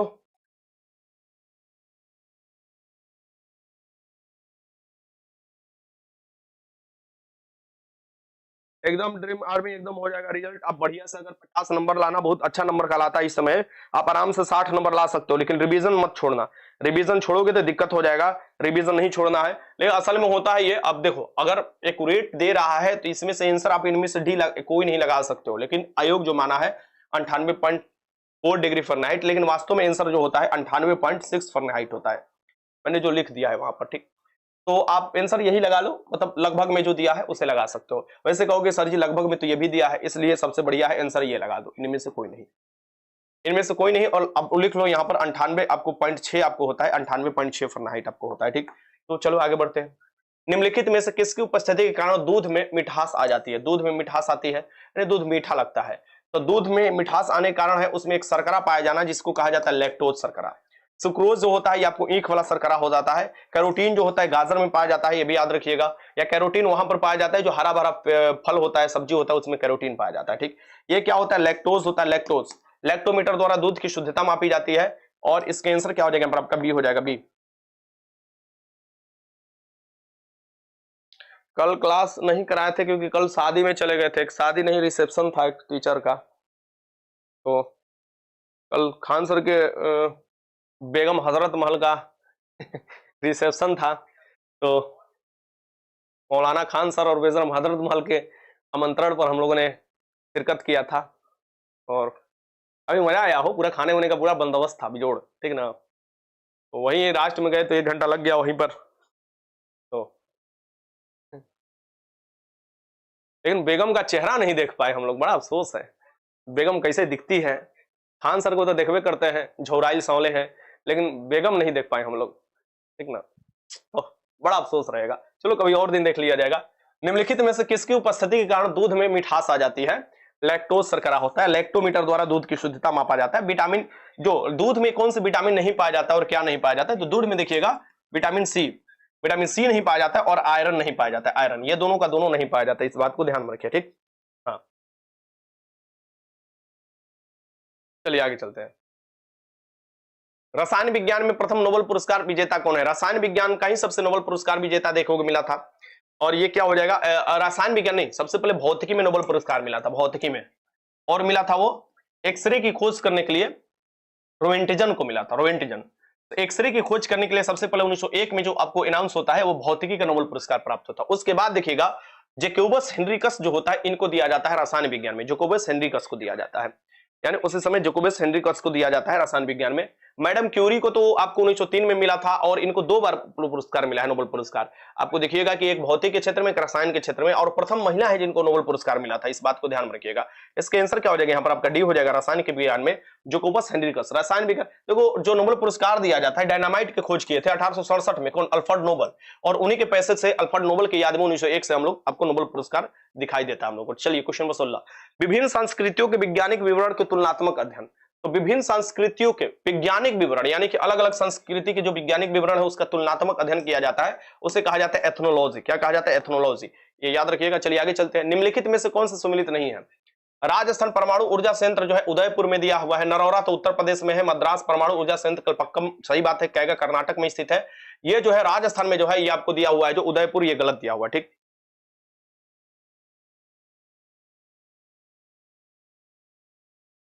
ठीक है, इसके आंसर आपको उदयपुर में नहीं, आपको कोई भी आपको पड़ता है परमाणु वाला, ठीक ना। रावत भट्टा पड़ता है राजस्थान में, लेकिन उदयपुर नहीं पड़ता है। चलिए आगे चलते हैं। कुंडमकुलम देखते हैं कहां पड़ता है, कलपक्कम तमिलनाडु में पड़ता है। तारापुर ट्रांबा कहां पड़ता है, महाराष्ट्र में पड़ता है। कैगा कर्नाटक में पड़ता है। नरौरा जो है यूपी में पड़ता है। नरौरा कहां पड़ेगा? वो यूपी में। ककरापार जो पड़ेगा गुजरात में, बहुत वीवीआई है। रावत भट्टा है राजस्थान में, रावत भट्टा कहां पड़ेगा? राजस्थान पड़ेगा। चलिए आगे चलते हैं। क्वेश्चन नंबर 18, पानी मिट्टी से जड़ों में जिस भौतिक प्रक्रिया द्वारा गुजरता है उसे क्या कहा जाता है? तो ये केशिकत्व कहा जाता है। और केशिकत्व क्यों होता है? पृष्ठीय तनाव के कारण। और उसमें क्या होता है? उसमें परासरण होता है। क्या होता है? परासरण, यानी परासरण के कारण ही जो होता है, जाइलम जो है ये आपको जल ऊपर लेकर जाता है पौधे में, जाइलम तक, ठीक। इसका आंसर क्या हो जाएगा यहाँ पर आपका? डी हो जाएगा, डी। चलिए आगे चलते हैं। क्वेश्चन नंबर 19, सुअरों को मानव रिहायशी क्षेत्र से दूर रखना किसके उन्मूलन में सहायक होता है? तो लोग को इसी का भोज मिलेगा, ठीक ना। हमारे शादी में आना होगा, इसका भोज खाना होगा, ठीक ना। ये भोज कहाँ खाना होगा? यहाँ भारत में नहीं खाना होगा, जापान में जाकर खाना होगा, क्योंकि जापान, चाइना, म्यांमार, इस सब क्षेत्र में ज्यादा इस सब का सेवन किया जाता है, ठीक। ज्यादातर जापान में, चाइना में होता है इसका सेवन। सुअरों को मानव रिहायशी क्षेत्र से दूर रखना किस के उन्मूलन में सहायक होता है? तो सुअर की बीमारी से हो सकता है जापानी इंसेफ्लाइटिस हो सकता है। सुअर से क्या होता है? जापानी इंसेफ्लाइटिस हो सकता है। सुअर कौन सा बीमारी फैला सकते हैं? जापानी इंसेफ्लाइटिस। भाई ये सुअर वो सुअर नहीं होते हैं जो तुम्हारे ये जो है रोड के किनारे मुंह मारते फिरते रहते कुछ में भी, ठीक ना। ये वो सुअर होते हैं जो शाकाहारी होते हैं। ये शाकाहारी वाले सुअर, उनको खिलाया जाता है, घर में पोसा जाता है, और इनको फिर बाद में पेट में डाल लिया जाता है, ठीक। चलो आगे चलते हैं। मानव के श्वेत रक्त कणिकाएं WBC का व्यास कितना होता है? मानव के श्वेत रक्त कणिकाएं, तो मानव के श्वेत रक्त कणिकाएं जो होता है ये लगभग जो होता है 600:1 होता है। यानी कि आप देखोगे 600 अगर WBC होगा तो आपको माफ करना, 600 क्या होगा? RBC होगा। RBC होगा तो एक क्या होगा आपका? WBC होता है। WBC को लिकोसाइट कहा जाता है और RBC को एरिथ्रोसाइट कहा जाता है, ठीक। ये देखिएगा मानव शरीर के जो श्वेत रक्त की व्यास होता है ये होता है 0.007 mm होता है। इसके आंसर क्या हो जाएगा यहाँ पर आपका? ए हो जाएगा, ए। चलिए क्वेश्चन नंबर 21, व्हाइट ब्लड जो सेल है ये आपके जीवन में प्रतिरोधक क्षमता लाता है। क्या लाता है? प्रतिरोधक क्षमता लाता है, यानी आपको जीवाणु को मारता है, जो आपके शरीर को बचाता है। अब यहां पर आप देखिएगा कि जो व्हाइट ब्लड सेल है, एक बार देख लीजिए, जैसे आपको पूछेगा RBC का जीवन काल पूछ देता है कभी कभी, ये 120 दिन होता है, एरिथ्रोसाइट इसे कहा जाता है। और WBC का आपको इसे लुकोसाइट कहा जाता है, आपको 2 से लेकर 5 दिन तक इसका जीवन काल होता है, ठीक। आगे चलते हैं। थ्रोम्बोसाइट कहा जाता है आपको प्लेटलेट्स को। लाफिंग गैस इनमें से कौन सा है? लाफिंग यानी हंसने वाला गैस, तो ड्यूटेरियम के ऑक्साइड को लाफिंग गैस कहा जाता है। इनेस्थीसिया के रूप में भी कभी कभी इसका प्रयोग होता है, इसको कहा जाता है नाइट्रस के ऑक्साइड। इसका आंसर क्या हो जाएगा? बी हो जाएगा। चलिए आपसे क्वेश्चन मैंने कल बताया था, बेंजीन, बेंजीन का फॉर्मूला होता है C6 आपको H6, और बेंजीन के बारे में बताया था, पाई बॉन्ड के बारे में बताया था, सिग्मा बॉन्ड के बारे में बताया था मैंने कि इसमें क्या होता है, डबल डबल आपको अल्टरनेटिव पर आपको डबल बॉन्ड होता है जिसे पाई बॉन्ड कहा जाता है, और पाई बॉन्ड की संख्या आपको 3 होता है, और सिग्मा जो होता है, सिग्मा बॉन्ड जो होता है, सिग्मा बॉन्ड वो होता है तुम्हारा 12। ये भी याद रखिएगा, बेंजीन आपसे क्वेश्चन पूछता है। इसके आंसर हो जाएगा बी। क्वेश्चन नंबर 22, मृत्यु उपरांत शरीर के जांच अथवा पोस्टमार्टम को क्या कहा जाता है? मृत्यु उपरांत यानी निपट गए, तुम निपट गए तो तुम्हारा आपको पता कैसे चलेगा कि किस कारण से निपटे हो, तो शरीर का जांच होगा जिसे कहा जाता है ऑटोप्सी। ये क्या होता है? ऑटोप्सी। डायलिसिस तो उसे कहा जाता है जब तुम्हारा किडनी खराब हो जाता है तो डायलिसिस पर रखा जाता है, इसे क्या कहा जाता है? ऑटोप्सी कहा जाता है। मरने के बाद जो पोस्टमार्टम होता है जिससे पता चलता है कि तुम किस कारण से मरे हो। क्वेश्चन नंबर 23, मिनीमाता रोग होता है, बड़ा खतरनाक रोग है मिनीमाता, ठीक ना। इसमें क्या होता है? पारा मिल जाता है, पानी में क्या होता है? पारा मिल जाता है, पारद जिसे कहा जाता है, जिसे Hg कहा जाता है। इस Hg को क्योंकि सिल्वर भी कहा जाता है, क्योंकि सिल्वर भी कहा जाता है, इस बात को पता होना चाहिए। अब वो थर्मामीटर हुआ, बैरोमीटर हुआ, इसमें किसका भरा होता है? आपको Hg होता है। और यानी पारा, पारा जो होता है याद रखिए पानी में मिल जाएगा तो मिनीमाटा रोग हो सकता है। अभी याद रखिए जो पारद होता है ये आपको लोहा के साथ कभी नहीं मिलता, यानी लोहा के साथ कभी अमलगम नहीं बनाता है। किसके साथ? लोहा के साथ कभी अमलगम नहीं बनाता है, ये भी याद रखिएगा। ये जो बनाता है और धातु के साथ मिलता है तो उसे अमलगम कहा जाता है, लेकिन लोहा के साथ ये नहीं बनाता है, ठीक। मिथाइल आइसोसाइनेट को कहा जाता है MIC। MIC का रिसाव हुआ था 2 से 3 दिसंबर आपको 1984, भोपाल गैस त्रासदी जिसे नाम जाना जाता है। MIC का रिसाव हुआ था भोपाल गैस त्रासदी, यानी भोपाल में जो आपको जो कार्बाइड का फैक्ट्री था उसमें आपको रिसाव हुआ था, उसमें मिथाइल आइसोसाइनेट था, जहरीला होता है। इसके आंसर क्या हो जाएगा आपका? ये हो जाएगा। आगे चलते हैं। क्वेश्चन नंबर 24, सूरज के हानिकारक किरणों से आंख की रक्षा के लिए धूप के चश्मे में प्रयुक्त कांच किसका प्रयोग होता है? तो धूप के चश्मे में जो प्रयुक्त कांच का प्रयोग होता है ये किसका होता है, ये आपको बताना है। यानी सूरज के हानिकारक किरण जो होती है जैसे पराबैंगनी किरण है, उससे तुम्हारी चश्मा जो होता है, ये जो बना होता है ये तुम्हारा बनाता है, बचाता है। तो ये बनाता है किसके? फेरस ऑक्साइड का बना होता है। किससे बना होता है? फेरस ऑक्साइड का, क्योंकि वो आंख के लिए जरूरी होता है, नहीं तो डायरेक्ट प्रकाश पड़ेगा तो आंख खराब हो सकता है। वायु प्रदूषक का विश्वसनीय संकेतक क्या है? वायु प्रदूषक में सल्फर का जो आपको प्रदूषण होता है इसको मापता है, ये सल्फर के प्रदूषण को मापता है ये। तो ये वायु प्रदूषक का सबसे विश्वसनीय आपको जो होता है लाइकेंस एंड मोन्स होता है। क्या होता है? लाइकेंस और मोन्स। ये लाइकेंस से ही लिटमस पत्र बनता है, जो कि आपको लाल जो होता है यानी नीला को, नीला से लाल हो जाएगा इसे अम्ल कहा जाएगा और एसिड कर देगा, एसिड। और जस्ट आपको लाल से नीला जो कर देगा उसे कहा जाएगा क्षार, क्षार कहा जाता है। ये लिटमस पत्र किसका बनता है? आपको लाइकेंस के बनते हैं। लाइकेंस किसके मिलते हैं? शैवाल कवक से मिलकर बने होते हैं, और ये लाइकेंस जो होता है आपको ओरिजिनल बैगनी कलर में होता है, ठीक। तो लाइकेंस एंड मोन्स वहां पर देखने को मिलते हैं जहां पर जाड़ा वाला काफी क्षेत्र हो, ऊंचाई वाला पर, वहां पर देखोगे पत्थर में ये चिपके रहते हैं। इसका आंसर क्या हो जाएगा? आपका बी होगा। और सल्फर के जो प्रदूषक होते हैं, वायु प्रदूषक, उसके संकेतक होते हैं ये। क्वेश्चन नंबर 26, दैनिक जीवन में उपयोग होने वाले प्राथमिक सेल कौन सा है? दैनिक जीवन में उपयोग होने वाले प्राथमिक सेल को क्या कहा जाता है? ये कहा जाता है आपको शुष्क सेल। शुष्क सेल एनोड और कैथोड का बना होता है, ठीक ना। एनोड आप ज्यादातर देखोगे तो जास्ता का बना होता है, कैथोड कार्बन का बना होता है। तो शुष्क सेल को ही प्राइमरी सेल कहा जाता है, इसे भी याद रखिएगा। क्वेश्चन नंबर 27, नगदी फसल कौन है? जल्दी जल्दी जाओगे मार्केट में बेचोगे, पैसा एकदम खींच के आओगे। तो नगदी फसल इनमें कौन सी हो जाएगी ये आपको बताना है। तो नगदी फसल कौन हो जाएगी भैया? ये हो जाएगा गन्ना, कपास। गन्ना, कपास ये सब जो आते हैं नगदी फसल के अंतर्गत आता है, इस बात को ध्यान में रखिएगा। आगे चलते हैं। गेहूं में रस्ट बीमारी होती है, नगदी माने जाते ही बेचते ही पैसा मिल जाता है। गेहूं में रस्ट बीमारी किसके कारण होती है? आपको कवक के कारण। गेहूं कैसा फसल है? आपको रबी फसल है। गेहूं के उत्पादन में यूपी आपको देखिएगा पहले स्थान पर आ जाता है। क्वेश्चन नंबर 29, जीव विज्ञान शब्द का पहले प्रयोग, जीव विज्ञान के पिता किसे कहा जाता है? अरस्तु को। जंतु विज्ञान के पिता किसे कहा जाता है? अरस्तु को। लेकिन जीव विज्ञान शब्द किसने दिया था आपको? लेमार्क और ट्रेविवेरेनस ने दिया था, ठीक। बायोलॉजी, बायोधन लोगस जो दिया गया था शब्द वो आपको किसके द्वारा? लेमार्क और ट्रेविरेनस ने दिया था। क्वेश्चन 30, परिस्थितिकी शब्द का सर्वप्रथम प्रतिपादित किसने किया था? परिस्थितिकी शब्द का प्रतिपादन जो किया गया था ये सबसे पहले किया गया था हेकल द्वारा, अर्नस्ट हेकल ने किया था। अर्नस्ट हेकल ने सबसे पहले परिस्थितिकी के बारे में बताया था आपको, वातावरण और जीवों के बीच में जो कॉम्बिनेशन बनता है उसके बारे में सबसे पहले ये बताए थे। कार का ऐसा ही मात्रक क्या होता है? कार बराबर क्या होता है? वर्क बराबर, वर्क बराबर होता है बल गुणे विस्थापन होता है। क्या होता है? बल गुणे विस्थापन, यानी बल गुणे क्या होगा? विस्थापन होगा। बल का मात्रक क्या होता है? न्यूटन। विस्थापन का मात्रक मीटर होता है। ये क्या हो जाता है? न्यूटन मीटर को क्या कहा जाता है? न्यूटन मीटर को जूल कहा जाता है, जूल कहा जाता है, यानी कि क्या कहा जाएगा? जूल कहा जाएगा, ठीक। ऐसा ही मात्रक होता है, ऐसा ही मात्रक। और ये देखोगे 1 जूल बराबर क्या होता है? 10 के पावर 7 अर्ग होता है। अर्ग is the unit of CGS, CGS unit है किसका? वर्क का सीजीएस यूनिट है, ठीक ना। तो एक आपको जूल बराबर क्या होता है? 10 के पावर 7 अर्ग हो जाता है, ठीक। ये जो है वाट जो होता है शक्ति का मात्रक होता है, न्यूटन जो होता है बल का मात्रक होता है, डाइन जो होता है ये आपको बल का सीजीएस मात्रक होता है। तो 1 न्यूटन बराबर क्या होता है? 10 के पावर 5 डाइन होता है। ये सीजीएस मात्रक है, ये भी याद रखिएगा। इसके आंसर क्या हो जाएगा? आपका जूल होगा, जूल। चलिए क्वेश्चन नंबर 32, निम्नलिखित में से कौन सा गुण मनुष्य के अन्य सभी वानर गुणों से पृथक करता है। जैसे तुम भी बानर थे, कहा जाता है कि हम लोगों के पूर्वज क्या था, बानर थे, बंदर थे, ठीक ना, इसलिए कभी कभी तुम लोग बंदर जैसा व्यवहार करते भी हो, ठीक, तो बंदर थे। अब जो बंदर थे तो आखिर क्या चीज है कि हम लोग बंदर से डिफरेंट है, या क्या चीज है कि हम लोग सभी जानवर से डिफरेंट है? यानी हम लोग मनुष्य कहाँ है और वो लोग जानवर। ऐसे तो हम लोग भी जानवरे हैं, लेकिन हम लोग दोपाया जानवर हैं, ठीक ना। और आप जानते हो कि हम लोग भी जानवर से ही आए हैं, यानी हम लोग भी रेप्टाइल से ही आपको निकल कर आए हैं।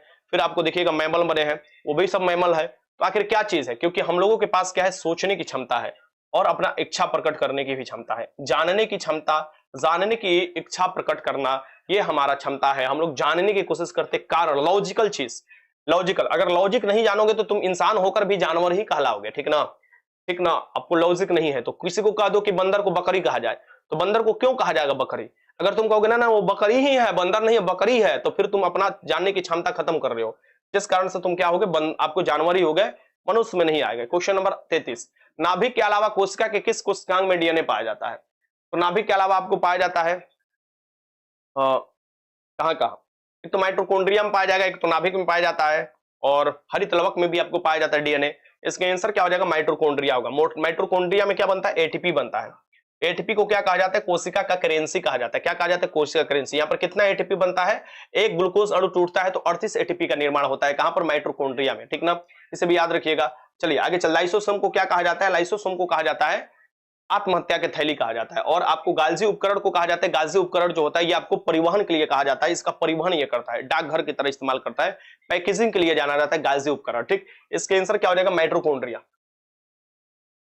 तेरी आधे पीडीएफ जो होता है वो आपको जाइएगा स्टडी मूड के एप्लीकेशन पर, वहां पर दिखाई देगा, आपको थोड़ा से दान कर दीजिएगा, मिल जाएगा, ठीक। चलो आगे चलते हैं। और सुन लो, शुक्रवार को गांधी मैदान में, शुक्रवार को याद रखिएगा, शुक्रवार को गांधी मैदान में मैं बेस्ट एकदम टेस्ट रख रहा हूं। इंग्लिश में भी क्वेश्चन होगा और हिंदी में भी क्वेश्चन होगा, इंग्लिश में भी और हिंदी में भी। मैं मान के चल रहा हूं कि इस टेस्ट में मैं कम से कम नहीं तो 40,000 के करीब पैसा खर्च करने जा रहा हूं, 40,000 पैसा एक टेस्ट में कंडक्ट कराने जा रहा हूं, ठीक ना। क्योंकि काफी लड़कों को मैं मानकर चल रहा हूं कि काफी लड़के आएंगे, और इसमें मैं मानकर चल रहा हूं मिनिमम 1,000 लड़के मानकर चल रहा हूं, क्योंकि मुझे एक कंपटीशन का स्तर देखना है। और 40,000 देखिएगा मेरा पैसा खर्च होगा, तो आप लोग बहुत इज्जत से आइएगा, आप लोग का एकदम दुलार प्यार होगा, लेकिन अपने साथ एक कलम लेकर आइएगा। क्या लेकर आना है? कलम लेकर आना है। आपको गेट नंबर 5, गेट नंबर क्या है? गेट नंबर 5 के पास आ जाना है, और शांति से गेट नंबर 5 से लेकर गेट नंबर 4 तक एकदम एक लाइन में बैठाया जाएगा। वहां पर लोग मौजूद होंगे, हम खुद मौजूद होंगे, और ये टेस्ट आपको देना है। अपने साथ सिर्फ कलम लेकर आना है, और आपको वही पर ओमर सीट मिलेगा, क्वेश्चन पेपर मिलेगा। लिमिटेड समय में आपको लगाना होगा बैठकर एक समय, और वहां पर ही आंसर मैं आप लोगों को करा दूंगा आपको, तो वो मिला भी लेना होगा और पता चलेगा क्या स्थिति है। और आपको देखिएगा कि आपको सम्मानित भी किया जाएगा, टॉप 10 जो है मेल कैंडिडेट को, और टॉप 5 जो है फीमेल कैंडिडेट को सम्मानित भी किया जाएगा। सो दैट्स आपको ये चीज है। जो अगल बगल वाले अभ्यर्थी हैं वो आ सकते हैं, बाकी घर से जो लगाना चाहते हैं वो घर से लगा सकते हैं, उनको पीडीएफ में टेलीग्राम पर डाल दूंगा। चलिए अब स्टार्ट करते हैं। नाभिक के अलावा कहां पाए जाते हैं? माइटोकॉन्ड्रिया में पाया जाता है। तो जो लड़के पूछ रहे थे मैंने आपको बता दिया, शुक्रवार को तैयार रहिएगा, देखते हैं किसमें कितना है दम। नाइट्रोजन स्थिरीकरण 6 बजे सुबह में ये टेस्ट स्टार्ट हो जाएगा, 6 बजे से पहले पहुंच जाइएगा सुबह में, शुक्रवार को 6 बजे सुबह में गांधी मैदान, गेट नंबर 5। नाइट्रोजन स्थिरीकरण जीवाणु किस पौधे के जड़ों के साथ संयोजन करते हैं? तो नाइट्रोजन स्थिरीकरण जीवाणु राइजोबियम होता है। राइजोबियम कहां पाया जाता है? दलहनी पौधे में पाया जाता है, फलीय पौधे में पाया जाता है, फलीय या दलहनी पौधे में पाया जाता है। ये इसके आंसर क्या हो जाएगा? यहाँ पर ए हो जाएगा, जो कि नाइट्रोजन स्थिरीकरण करता है। कार्बन मोनोऑक्साइड विषाक्तता निम्नलिखित में से किसका मुख्य प्रभावित करता है? देखो, कार्बन मोनोऑक्साइड सबसे विशाल आपको विषाक्तता यानी जहरीला गैस है कार्बन मोनोऑक्साइड। जब आपको जीवाश्म ईंधन ऑक्सीजन के अनुपस्थिति यानी ऑक्सीजन नहीं होता है तो वो जलता है, तो वो कार्बन मोनोऑक्साइड निकालता है। तो कार्बन मोनोऑक्साइड क्या करता है, तुम्हारा क्या प्रभावित करता है, ये आपको बताना है। तो ये सबसे अधिक प्रभावित करता है रक्त के ऑक्सीजन को वहन करने की क्षमता।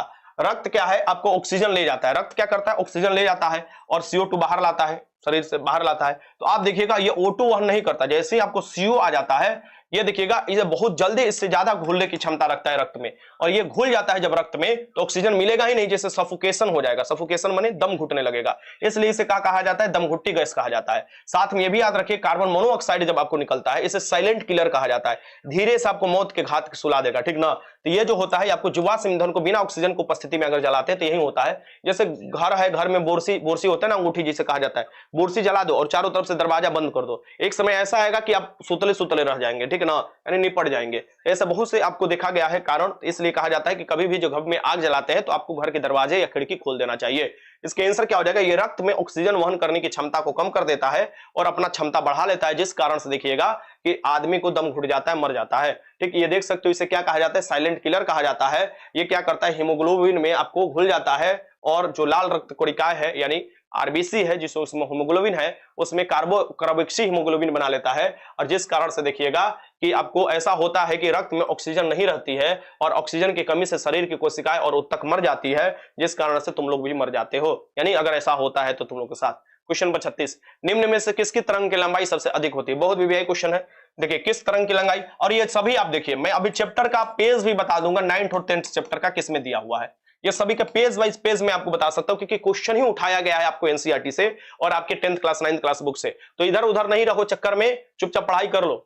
निम्नलिखित में से किसकी तरंग की लंबाई, यानी तरंग की लंबाई कहने का मतलब ये हो गया, यानी ये देखो इस तरीके से जो होता है तरंग चलता है इस तरीके से, तो जो गर्त दो हो गया या दो जो शीर्ष हो गया उसके बीच की दूरी को ही क्या कहा जाता है, तरंग की लंबाई कहा जाता है। और इसमें देखो इतना बड़ा है, अब बाकी ऐसे ऐसे भी तरंग चलता होगा, तो ये देखो इतना छोटा छोटा है, तो ये देखोगे जो छोटा होता है तरंगधर उसमें एनर्जी ज्यादा होता है, आवृत्ति ज्यादा होता है, और जिस तरंग की लंबाई ज्यादा होता है उसमें क्या होता है, आवृत्ति कम होता है, ऊर्जा कम होता है। तो आप देखिएगा लंबाई में सबसे अधिक किसका होता है, रेडियो तरंग का, बहुत किलोमीटर दूर तक भी हो सकता है, छोटा भी हो सकता है, बहुत किलोमीटर दूर तक हो सकता है। रेडियो तरंग का प्रयोग हम लोग रेडियो सिग्नल के लिए करते हैं आयन मंडल से लौटाकर, इसे भी याद रखिएगा। इसके आंसर क्या हो जाएगा, डी हो जाएगा। और सबसे छोटा जो होता है वो किसका होता है, छोटा जो होता है, छोटा सबसे होता है गामा का, इसलिए देखिएगा गामा में भेदन क्षमता सबसे अधिक होता है, यानी बहुत ज्यादा एनर्जी होता है, बहुत दूर तक भेद सकता है, यानी एक पार से दूसरे पार में जा सकता है। तो गामा में भेदन क्षमता इसलिए अधिक होता है क्योंकि उसका तरंगधर छोटा होता है। आगे चलते हैं, ये देखिए जलयुक्त गिलास में तैरता हुआ बर्फ का टुकड़ा जब पिघलता है तो पानी का स्तर क्या होगा, यानी एक आपको गिलास है उसमें आपको बर्फ का टुकड़ा डाल दिए और पानी पहले से मौजूद है, तो वो बर्फ का टुकड़ा पिघलेगा फिर भी वही स्थिति रहेगा, यानी वही रहा। इसका आंसर क्या हो जाएगा, आपका सी रहेगा, वही स्थिति रहेगा। गर्म मौसम में पंखा चलने से आराम महसूस होता है, क्योंकि अभी के दिन में देखो गर्मी का दिन है, गर्मी के दिन में काफी ज्यादा पसीने पसीने हो जाते होगे तुम लोग, ठीक ना, पसीने पसीने हो जाते होगे, ठीक, तो फिर पंखा चालू करते होगे, पंखा चालू करते होगे तो क्या होगा, तुम्हारे पसीना वाष्पीकरण होगा। वाष्पीकरण कोई भी ताप पर होता है, यानी वाष्पीकरण जो होता है आपको कोई भी ताप पर लिक्विड में होता है, आपको बॉइलिंग पॉइंट जो होता है पानी का वो होता है 100 डिग्री सेल्सियस। तो वाष्पीकरण जो होता है, जैसे हवा चलेगा तो वाष्पीकरण होगा, वाष्पीकरण आपको ज्यादा कैसे होगा, हवा चलेगा तो, हवा तेज चलेगा तो वाष्पीकरण ज्यादा होगा, एरिया बड़ा हो जाएगा तो, एरिया अगर बड़ा हो गया तो वाष्पीकरण ज्यादा होगा, तो आपको देखिएगा ताप बढ़ेगा तो वाष्पीकरण ज्यादा होगा। इस तरीके से आप देखोगे वाष्पीकरण ये बढ़ते रहता है इस कारण से, ठीक है ना। इस तरीके से इसका आंसर क्या हो जाएगा, बी हो जाएगा। जैसे घड़ा के पानी ठंडा हो जाता है ये वाष्पीकरण के कारण ही होता है, ये भी याद रखिए। क्वेश्चन नंबर 39,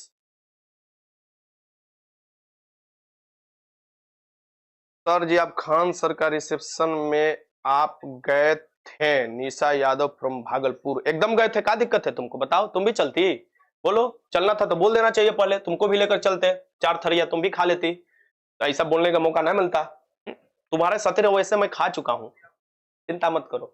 हाइड्रोजन बम किसने विकसित किया था, और मैं खान सर के यहाँ जाकर एक चीज भी लाया हूं, देख लो, खान सर के रिसेप्शन में जाकर ये लेकर आया हूं, मुझे लगा कि ये लेकर जाना चाहिए, लड़कों को दिखाऊंगे। ये देखो खान सर के, तुम लोग मुंह बाव मुंह बाव मुंह बाव, चलो खिलाते हैं तुम लोग को, लो यही लाए हैं खान सर के रिसेप्शन में, सलाद वाला काउंटर पर मिल रहा था, ये लो खा लो, ये इसका नाम है इमली, तुम लोग तो इमली वाला चाव से खाती हो, तो लो खा लो, लड़का सब इमली का बिया खा लो, ठीक, तो ये खा लो, चलो बुड़बक।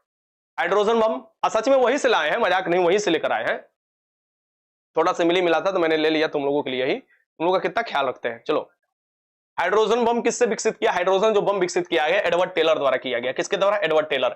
हाइड्रोजन बम में क्या होता है, नाभिकीय संलयन होता है, हाइड्रोजन के नाभिक आपको संलित होता है और वो आपको एज अ बम का रूप ले लेता है, काफी ज्यादा यहां से एनर्जी निकलता है, ठीक ना। सो एडवर्ड टेलर हो जाएगा, हाइड्रोजन बम विकसित किया था एडवर्ड टेलर। ओपेनहाइमर में क्या हो जाएगा, परमाणु बम के लिए हो जाएगा, ओपेनहाइमर क्या हो जाएंगे, परमाणु बम के लिए हो जाएंगे। इसका आंसर क्या हो जाएगा आपका, एडवर्ड टेलर। ओपेनहाइमर जो परमाणु बम बनाते हैं वो नाभिकीय विखंडन पर बना था, ठीक, और एडवर्ड टेलर ने हाइड्रोजन बम आपको विकसित किया था। इसका आंसर क्या हो जाएगा, यहाँ पर बी हो जाएगा। प्रकाश छोटे छोटे कणों से मिलकर बना होता है, इसे क्या कहते हैं, प्रकाश जो छोटे छोटे कणों से मिलकर बना होता है उसे फोटोन कहा जाता है। इसे ही फोटो इलेक्ट्रिक इफेक्ट में सिद्ध किया गया था। इसलिए फोटो इलेक्ट्रिक इफेक्ट के लिए देखिएगा 1921 में नोबेल पुरस्कार भी दिया गया था। किसको? आपको अल्बर्ट आइंस्टीन को। अल्बर्ट आइंस्टीन को मात्र एक बार भौतिक के क्षेत्र में नोबेल पुरस्कार दिया गया 1921 में, और ये फिजिक्स के क्षेत्र में दिया गया था। किस क्षेत्र में? फिजिक्स के क्षेत्र में दिया गया था। एक पुरस्कार और देने की बात किया जा रहा था इनको, और वो था E बराबर mc स्क्वायर। E बराबर mc स्क्वायर, लेकिन इन्होंने खुद मना कर दिया कि मैं इस सापेक्षता के सिद्धांत पर नहीं लूंगा, क्योंकि इस पर परमाणु बम बनाया गया है जो कि लाखों लोगों की जिंदगी तहस नहस किया है। ठीक ना? इस तरीके से आप देखोगे जो फोटोन होता है, छोटे छोटे आपको जो होते हैं प्रकाश के बंडल जो होते हैं, जैसे आपको आते हैं, और ये देखिएगा कि वो आपको ऊर्जा भी होते हैं उसमें। ठीक ना? और वही जो फोटोन का बंडल पड़ते हैं सिलिकॉन वाला आपको जो सोलर सेल है, तो वहां ऊर्जा उत्पादन करते हैं। प्रकाश एक तरंग की भांति भी व्यवहार करता है जिसे अनुप्रस्थ तरंग कहा जाता है, और एक आपको कण की भांति भी व्यवहार किया जाता है जिसे फोटोन कहा जाता है। चलिए आगे चलते हैं। 41 फ्यूज का सिद्धांत आधारित होता है। फ्यूज जो होता है आपको घरों में कैसे जोड़ा जाता है? श्रेणी क्रम में जोड़ा जाता है। कैसे? श्रेणी क्रम में। डायरेक्ट क्वेश्चन पूछेगा किस क्रम में जोड़ा जाता है? श्रेणी क्रम में जोड़ा जाता है।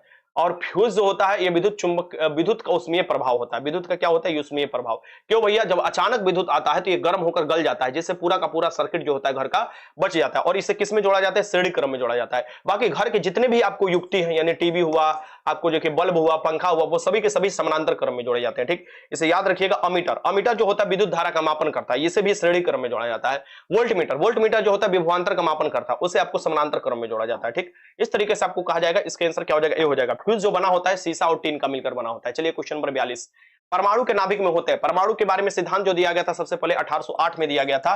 परमाणु सिद्धांत डाल्टन द्वारा। किसने दिया था? डाल्टन ने दिया था। आधुनिक परमाणु सिद्धांत किसने दिया है? डाल्टन ने दिया है। ठीक, आप देखिएगा परमाणु के नाभिक की खोज किसके द्वारा किया जाता है? रदरफोर्ड द्वारा। परमाणु के नाभिक ये होता है, यानी ये जो आपको इसमें प्रोटॉन होते हैं प्लस न्यूट्रॉन होते हैं, और इलेक्ट्रॉन चारों तरफ आप देखिएगा नाभिक के चक्कर लगाते रहते हैं। तो परमाणु के नाभिक में क्या होता है? प्रोटॉन और न्यूट्रॉन दोनों होता है। ठीक ना? प्रोटॉन न्यूट्रॉन दोनों होता है। परमाणु के नाभिक का आकार जो होता है 10 के पावर -15 होता है, जिसे एक फर्मी कहा जाता है। इसे ही क्या कहा जाता है? एक फर्मी कहा जाता है, फर्मी मीटर कहा जाता है। और जो परमाणु का आकार होता है 10 के पावर -10 मीटर होता है। इसे भी याद रखिए, इसे एक एंगस्ट्रॉम कहा जाता है, 10 के पावर -10 मीटर को। अब यहाँ पर यह होता है कि आपको प्रोटॉन की खोज किसने किया है? गोल्डस्टीन ने किया है। न्यूट्रॉन की खोज जेम्स चैडविक ने किया है। इलेक्ट्रॉन की खोज जे थॉमसन ने किया है। आपको नाभिक की खोज किसके द्वारा किया गया है? रदरफोर्ड द्वारा किया गया है। ये भी याद रखिएगा। इसके आंसर क्या हो जाएगा? आपका डी हो जाएगा। प्रोटॉन की संख्या बराबर क्या होता है? आपको परमाणु संख्या होता है। प्रोटॉन की संख्या बराबर परमाणु संख्या, और प्रोटॉन प्लस न्यूट्रॉन की संख्या बराबर क्या होता है? द्रव्यमान संख्या होता है। क्वेश्चन आगे देखते हैं। खोज यहाँ पर देख लेते हैं। खोज इलेक्ट्रॉन की खोज किसने किया? जे थॉमसन ने किया, नेगेटिव चार्ज होता है इस पर। प्रोटॉन की खोज किसने किया? पॉजिटिव चार्ज होता है, इसका गोल्डस्टीन ने किया है। प्रोटॉन की खोज आगे देखते हैं। न्यूट्रॉन की खोज किसने किया? जेम्स चैडविक ने किया। इसे भी याद रखिए, कोई चार्ज नहीं होता है। खोज मेसोन का खोज, जो मेसोन भी एक कण है, इसका खोज यूक्वा ने किया है। ठीक, पोलिस्टोन का खोज कार्ल एंडरसन ने किया है। नाभिक की खोज रदरफोर्ड ने किया है। इसे याद रखिएगा, नाभिक की खोज रदरफोर्ड ने किया है। परमाणु सिद्धांत जो डाल्टन ने दिया है। बोर सिद्धांत दिया है निल्स बोर ने। बोर सिद्धांत क्या है? निल्स बोर का सिद्धांत है, आपको दिया हुआ। परमाणु क्रमांक के अनुसार जो पीरियोडिक टेबल होगा वो सजाया है मोसले ने, यानी आधुनिक पीरियोडिक टेबल जो दिया है मोसले दिए हैं। क्वांटम सिद्धांत प्रकाश की क्वांटा जो है क्वांटा के रूप में आता है, ये मैक्स प्लांक ने बताया था क्वांटम सिद्धांत प्रकाश का। चलिए क्वेश्चन नंबर 43 लगाइए। निम्नलिखित में से किस में नाइट्रोजन पाई जाती है? इसमें से बताना है किस में नाइट्रोजन पाई जाती है। ओबीसी सी बात है, नाइट्रोजन प्रोटीन में पाई जाती है। नाइट्रोजन जो होता है प्रोटीन में पाई जाती है। अमीनो एसिड जो होता है प्रोटीन का भी बना होता है, और नाइट्रोजन किस में पाई जाती है? प्रोटीन में पाई जाती है। ठीक ना? इसलिए देखिएगा कि जो प्रोटीन वाला चीज होता है उसमें नाइट्रोजन की भरपूर मात्रा मिलता है, और वहीं अगर आप ज्यादा मात्रा ग्रहण करने लेते हैं तो आपको यूरिक एसिड बढ़ जाता है, और यूरिक एसिड में नाइट्रोजन ज्यादा निकलता है। ठीक, जिसमें दर्द करने लगते हैं, शरीर क्या करने लगते हैं? दर्द करने लगते हैं यूरिक एसिड में। ठीक, जब शरीर में यूरिक एसिड कब बढ़ता है? जब आप प्रोटीन का ज्यादा सेवन कर लेते हैं, हद से ज्यादा सेवन कर लेते हैं। चलिए आगे चलते हैं। 44 प्रयोगशाला में संश्लेषित किया गया पहला कार्बनिक पदार्थ। जितने भी जीव जंतु बने हुए, जितने भी जीव जंतु, सभी के सभी किसके बने हैं? कार्बनिक पदार्थ के। नहीं, जितने भी जीव जंतु जिसमें जान होता है वो सभी के सभी सजीव क्या है? कार्बनिक पदार्थ के बने हुए हैं। लेकिन एक ऐसा आपको अकार्बनिक पदार्थ जो कि आपको बना लिया गया कहां पर? प्रयोगशाला में। यानी प्रयोगशाला में बनाया जाने वाला सबसे पहला जो है कार्बनिक पदार्थ क्या होता है? ये होता है तुम्हारा यूरिया। यूरिया जो है सबसे पहले आपको बोहलर ने बनाया था, और यूरिया का फॉर्मूला होता है CONH2NH2। इसमें लगभग 46% जो पाया जाता है नाइट्रोजन पाया जाता है, इसलिए हम लोग खेत में इस्तेमाल करते हैं, धान गेहूं में हम लोग इस्तेमाल करते हैं इसका खाद के रूप में। तो यूरिया बोहलर द्वारा बनाया गया है। पहला आपको देखिएगा कार्बनिक यौगिक बनाया गया है। ऐसा माना जाता था कि जो कार्बनिक यौगिक बनाया जाएगा वो सिर्फ भगवान बना सकते हैं, क्योंकि जितने भी जीव जंतु होते हैं मरने के बाद कार्बन जैसे आपको रूप हो जाता है, कार्बन में विलीन हो जाते हैं, लेकिन ये आपको पहला आपको कार्बनिक यौगिक बना देते हैं। जैसे आप कहोगे सर ये फिर से बता दीजिए, कार्बनिक यानी कार्बन जिसमें मौजूद, देखो CO माने कार्बन मोनोऑक्साइड CO, तो यहाँ पर कार्बन कहीं ना कहीं है, और यहाँ पर आपको इमाइड ग्रुप है NH2NH2। ठीक, ये देखिएगा, तो ये आपको यूरिया का फॉर्मूला होता है, यहाँ पर देख लीजिए, यहाँ पर दिया हुआ है। 1828 में बोहलर ने सबसे पहले आपको यूरिया बनाया था। इसको इस तरीके से भी लिख सकते हैं हम लोग, हाँ, इसको इस तरीके से भी लिख सकते हैं, ये इस तरीके से भी लिख सकते हैं, CONH2NH2, और यहाँ पर इस तरीके से भी लिख सकते हैं CH4N2O, इस तरीके से भी लिख सकते हैं। सेम दोनों एक ही फॉर्मूला है, दोनों एक ही फॉर्मूला है। यहाँ पर देखो हाइड्रोजन 2, 2 दूनी 4, यहाँ पर 4 हाइड्रोजन लिख दिया H4, और यहाँ पर कार्बन देखो 1 है तो कार्बन 1 है यहाँ पर, और देखो N2O है, N आपको 2 है यानी N2 है, और O है तो N2O यहाँ पर। सेम फॉर्मूला है, आपको बस लिख दिया है अलग तरीके से, कोई दिक्कत नहीं है। चलिए क्वेश्चन नंबर 45, विश्व में कितने प्रतिशत भाग पर जल है? जल ही जीवन है, आप लोग पता होना चाहिए। जल दिवस कब मनाया जाता है? 22 मार्च को। जल दिवस, बिहार दिवस दोनों एक साथ मनाया जाता है 22 मार्च को। जल ही जीवन है, और पृथ्वी पर लगभग 2/3 जल है, यानी कि लगभग 71% भाग जो है जल से ढका हुआ है, लेकिन फिर भी खारा जल है।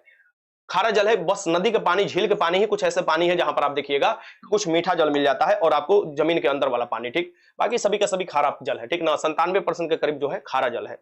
निम्न में से कौन सा उत्तक का उदाहरण है? निम्नलिखित उत्तक का कौन उदाहरण है? तो रक्त क्या है? एक तरल संयोजी उत्तक है। रक्त क्या है? एक तरल संयोजी उत्तक है, मैंने आपको पहले ही बताया है। तरल संयोजी उत्तक है, यानी लिक्विड कनेक्टिव टिश्यू है। रक्त जो होता है आपको स्वस्थ मनुष्य में 5 से लेकर 6 लीटर मिलता है। पूरे स्वस्थ मनुष्य के शरीर का 7%, स्वस्थ मनुष्य के शरीर का 7% करने का मतलब कि स्वस्थ मनुष्य हो, ये नहीं कि पूरा एकदम चर्बी है और उसका आपको पूरा शरीर जो है 10 क्विंटल का है और उसका आपको 7% मिलेगा, ऐसा चीज नहीं है, ठीक ना। वो स्वस्थ नहीं कहा जाता। जब चर्बी वाले आदमी हो जाते हैं, जब काफी ज्यादा वो हार्ट की बीमारी हो जाते हैं, वो स्वस्थ रहेगा, बीमारी उन पर हावी हो जाता है, ठीक। 5 से 6 लीटर होता है मैक्सिमम जो खून हो सकता है किसी भी आदमी में, वो 7 से अधिक लीटर नहीं हो सकता, नहीं 7 लीटर से अभी नहीं हो सकता। 450 ml जब खून आप दान करते हो तब कहते हो 1 यूनिट मैंने खून दान कर लिया। क्या कर लिया? 1 यूनिट मैंने खून दान कर लिया, जब 450 ml खून दान करते हो।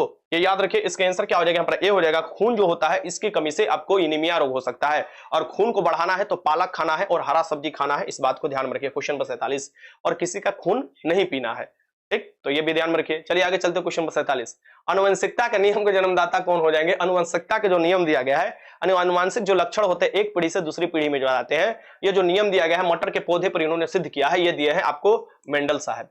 अनुवंशिकता के जनक किसे कहा जाता है? मेंडल साहब को कहा जाता है, यानी आपको गगन जेड मेंडल को कहा जाता है। वर्गीकी के पिता कैरोलस लिनियस होते हैं, वर्गीकरण के पिता कहे जाते हैं। अनुवांशिक के पिता जीजे मेंडल हो जाते हैं। सूक्ष्मजीवी के पिता लुईस पाश्चर हो जाएंगे। प्रतिरक्षा विज्ञान के पिता एडवर्ड जेनर हो जाएंगे, क्योंकि सबसे पहले जो आपको टीका की खोज किया गया था, ये चेचक के टीका एडवर्ड जेनर ने किया था, ठीक। जीवाणु विज्ञान के पिता रॉबर्ट कोच को कहा जाता है। वनस्पति शास्त्र के पिता थियोफ्रेस्टस को कहा जाता है, और जीव विज्ञान के पिता अरस्तु को कहा जाता है, और जंतु विज्ञान के पिता अरस्टुर को कहा जाता है, इसे भी याद रखिएगा। और भी बचा है, देख सकते हैं। इकोसिस्टम के जनक कहे जाते हैं टेंसले को, इकोसिस्टम के जनक टेंसले को कहा जाता है।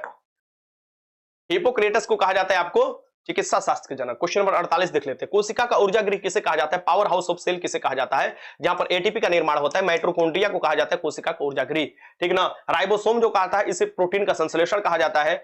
न्यूक्लियस जो होता है कोशिका का मस्तिष्क होता है, ये भी आपको याद रखिए। परिवहन के लिए जो इस्तेमाल किया जाता है, परिवहन बॉडी के तौर पर इस्तेमाल किया जाता है, गोल्जी बॉडी यानी गोल्जी कवयव। इसका आंसर क्या हो जाएगा? आपका ए हो जाएगा, माइटोकॉन्ड्रिया। आगे बढ़ते बुआ, क्वेश्चन नंबर 49, परमाणु के नाभिक के खोजकर्ता कौन होते हैं? परमाणु के नाभिक के खोजकर्ता, रिपीट कर गया क्वेश्चन, तो परमाणु के नाभिक के खोजकर्ता रदरफोर्ड हो जाएंगे। कौन हो जाएंगे? रदरफोर्ड हो जाएंगे, इस बात को ध्यान में रखिएगा। ये परमाणु के नाभिक खोजे थे, ये जो आपको प्रकीर्णन किए थे सोने की पतरी पर, जो अल्फा पार्टिकल को बम्बार्डमेंट कराए थे, उसके बाद आपको इनके पता चला कि नाभिक जो होता है पॉजिटिव है, और सारा का सारा जो है द्रव्यमान जो है नाभिक में ही निहित है। निम्नलिखित में से किस में कोबाल्ट होता है? साइनोकोबालिन हो जाएगा। विटामिन B12 में कोबाल्ट पाया जाता है, इसकी कमी होने पर आपको मतलब कि खून की कमी हो जाना। और इसमें क्या पाया जाएगा? कोबाल्ट पाया जाएगा, ध्यान में रखिएगा। इसमें क्या पाया जाता है? कोबाल्ट पाया जाता है। क्लोरोफिल में देखिएगा मैग्नीशियम पाया जाता है, हरा हो जाता है आपको, इसके कारण देखिएगा क्लोरोफिल के कारण पौधा। हीमोग्लोबिन में आयरन पाया जाता है, यानी हीमोग्लोबिन में क्या पाया जाता है? हीमो हो जाता है, आयरन को कहा जाता है। विटामिन सी जो होता है, इसको कमी से स्कर्वी रोग हो सकता है। विटामिन सी है, खट्टे फलों में पाया जाता है। इसका आंसर क्या हो जाएगा? आपका डी हो जाएगा। क्वेश्चन 51, रेडियो एक्टिविटी का आविष्कार किसके द्वारा किया गया था? रेडियो एक्टिविटी के जो खोज किया गया था, यह बेकुरल द्वारा किया गया था, इसलिए बेकुरल को नोबेल पुरस्कार दिया गया था रेडियो एक्टिविटी के लिए। रेडियम की खोज किसने किया था? मैडम क्यूरी ने किया था। वैसे रेडियो एक्टिविटी में भी मैडम क्यूरी ने बहुत भूमिका निभाई थी, लेकिन खोज के लिए किसको दिया गया? बेकुरल को दिया गया, ठीक। इसका आंसर क्या हो जाएगा? बी हो जाएगा। एंटोनियो हेलरू बेकुलर और फ्रांसीसी भौतिक शास्त्री थे। सर्वप्रथम 1896 में इन्होंने रेडियो एक्टिविटी की खोज की थी। चलिए क्वेश्चन नंबर 52 देख लेते हैं। निम्नलिखित धातु युग्मों में से किस एक क्रम में सबसे हल्की धातु और सबसे भारी धातु है? सबसे हल्की धातु अगर देखा जाए तो लिथियम धातु होता है, सबसे हल्की धातु होता है, और सबसे भारी धातु जो होता है ओस्मियम होता है, ठीक। तो आपको देख लीजिए, लिथियम और ओस्मियम हो जाएगा हल्की और भारी धातु आपको हो जाएगा, इससे भी याद रखिएगा। हमारे पृथ्वी के क्रस्ट पर जो सबसे अधिक धातु पाया जाता है वो कौन सा है? पृथ्वी का क्रस्ट जो होता है, यानी ऊपरी जो होता है, जिसे हम लोग क्या बोलते हैं? जिसे हम लोग बोलते हैं सियाल। सियाल इसे बोलते हैं, इसे क्या बोलते हैं? सियाल। सिलिकॉन और आपको एल्युमिनियम। ऑक्सीजन पाया जाता है यहाँ पर 46%, ऑक्सीजन जो पाया जाता है 46%। तो ऑक्सीजन तो धातु नहीं है ना, ऑक्सीजन 46% पाया जाता है जिसे O2 कहा जाता है। और यहाँ देखिएगा सिलिकॉन जो पाया जाता है लगभग 28% पाया जाता है। और ये देखिएगा एल्युमिनियम जो पाया जाता है ये आपको पाया जाता है लगभग 8%। एल्युमिनियम सबसे ज्यादा पाए जाने वाली धातु जो है ये हमारे पृथ्वी पर है, इसे भी याद रखिएगा, पृथ्वी के क्रस्ट पर। इसका आंसर क्या हो जाएगा, लिथियम हो जाएगा, ऑस्मियम हो जाएगा। 53 निम्नलिखित में से ईंधनों में से कौन सा न्यूनतम वायु प्रदूषक है, यानी कम वायु प्रदूषक करेगा, और वायु प्रदूषक कम करेगा इसलिए इसे भविष्य का कहा जाता है, ईंधन कहा जाता है, यह हाइड्रोजन हो जाएगा। पूरे यूनिवर्स में सबसे अधिक कौन सा मिलता है, हाइड्रोजन।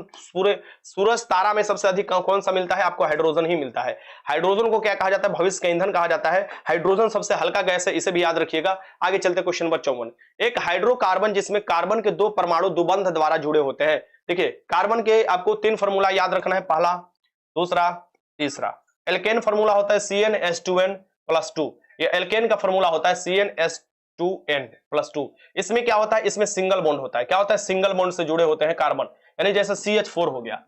CH4 कैसे, यहाँ पर कार्बन पर आपको देखो CN होता है, H2N होता है, H2n+2 होता है। यहाँ पर A रखो, ये रखोगे N के जगह फर्स्ट तो ये C1 होगा, और यहाँ पर 1 रखोगे तो ये देखो 2 और +2 4 हो जाएगा, यानी CH4 हो जाएगा। सिंगल बॉन्ड होते हैं इसमें, इस प्रकार का होता है, सिंगल बॉन्ड होता है इस प्रकार का। हाइड्रोजन जोड़े होते हैं एल्केन में, ठीक ना, एल्केन हो जाते हैं, ठीक, सिंगल बॉन्ड होता है। उसी प्रकार के डबल बॉन्ड हो जो होते हैं इसे एल्कीन कहा जाता है। क्या कहा जाता है, एल्कीन कहा जाता है। इसका फॉर्मूला होता है CnH2n होता है, बस इसका फॉर्मूला क्या होता है, CnH2n होता है, ठीक ना। यानी कि यहाँ पर आप देख सकते हो कि CnH2n होता है, इसे एल्कीन कहा जाता है। यानी कि N के जगह पर आप रखो, N के जगह पर आप 1 रखोगे तो ये यहाँ पर क्या हो जाएगा, यहाँ पर आपको C1 हो जाएगा। यहाँ पर देखो C आपको H क्या होगा, 2 हो जाएगा। ये क्या होता है, डबल बॉन्ड बनता है, डबल बॉन्ड बना लेता है, ठीक ना। कार्बन डबल बॉन्ड बनाएगा इसे एल्केन। और एल्काइन में क्या होता है, ट्रिपल बॉन्ड बनता है। इसके फॉर्मूला क्या होता है, एल्काइन का CnH2n-2 होता है। इसमें क्या होता है, आपको ट्रिपल बॉन्ड बनाएगा। कार्बन एक तो ट्रिपल बॉन्ड बनाएगा ही बनाएगा, ऐसे कार्बन 4 बॉन्ड बनाता है। कार्बन जब सिंगल बॉन्ड बनाए उसे कहा जाता है, समस्त सिंगल बॉन्ड बनाए उसे कहा जाता है एल्केन। जब कार्बन डबल बॉन्ड बनाए उसे कहा जाता है आपको एल्कीन, और कार्बन जब ट्रिपल बॉन्ड बनाए उसे कहा जाता है एल्काइन। तो सबसे मजबूत कौन होगा, अगर हम आपसे क्वेश्चन पूछे एल्केन, एल्काइन और एल्केन में कौन सबसे मजबूत होगा, तो जिसमें ट्रिपल बॉन्ड है वो सबसे कमजोर है, जिसमें सिंगल बॉन्ड है वो सबसे मजबूत है, ठीक। चलिए इसका आंसर क्या हो जाएगा, आपका बी हो जाएगा। आगे चलते हैं question number 55। Non stick frying कढ़ाई, यानी जो कढ़ाई मिलता है ना, आप देखते हो खाना बनाने वाला जो कढ़ाई मिलता है, जो इस समय शादी विवाह में ज्यादा कढ़ाई मिल रहा है, वो नॉन स्टिक फ्राइंग कढ़ाई है। इस किसका बना होता है, टेफ्लॉन का। एक बार वीडियो आप सभी लोग लाइक कीजिए, टेफ्लॉन का। इस समय देखोगे नॉन स्टिक जो फ्राइंग कढ़ाई होती है वो किसकी बनी होती है, टेफ्लॉन का बनी होती है। इसे याद रखिए, ये सभी का सभी डायरेक्ट आपके क्वेश्चन हिट करेगा, मेरा विश्वास मानो। आप लोग को जो भी क्वेश्चन कराया जा रहा है बहुत इंपॉर्टेंट क्वेश्चन कराया जा रहा है, ठीक। जर्मन सिल्वर जो होता है ये किसके मिलकर बना होता है, इसमें तो क्या होता है, सिल्वर का कितना प्रतिशत होता है, जर्मन सिल्वर में सिल्वर के कितना प्रतिशत होता है। चलो देखते हैं तुम लोग का आंसर क्या लगा रहे हो, ठीक। क्या भूल गए हो या सही में याद किए हो, चलो बताओ। जर्मन सिल्वर में सिल्वर का कितना प्रतिशत होगा,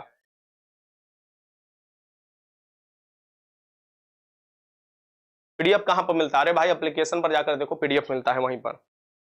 डी लगा रहा है, सब बी लगा रहा है, डी लगा रहा है। जो लोग बी लगा रहे हैं उनका गलत है, जो डी लगा रहे हैं एकदम सही है। जर्मन सिल्वर में कोई सिल्वर नाम का चीज नहीं होता। हाँ सिल्वर जैसा ही दिखाई देता है, लेकिन वास्तव में इसे तांबा जास्ता से मिलाकर बनाया जाता है, इसमें सिल्वर नहीं पाया जाता है, ठीक। देखिए जर्मन सिल्वर एक मिश्र धातु है जो तांबा जास्ता निकल से मिलकर बना होता है। क्या होता है, तांबा जास्ता निकल से मिलकर बना होता है। क्योंकि ये चांदी जैसा दिखती है इसे इसलिए जर्मन सिल्वर कहा जाता है, ठीक है ना। इसमें आमतौर पर तांबा 60% होता है, निकल जो होता है 20% होता है, और जास्ता जो होता है 20% होता है, यानी सबसे अधिक क्या होता है, इसमें तांबा होता है।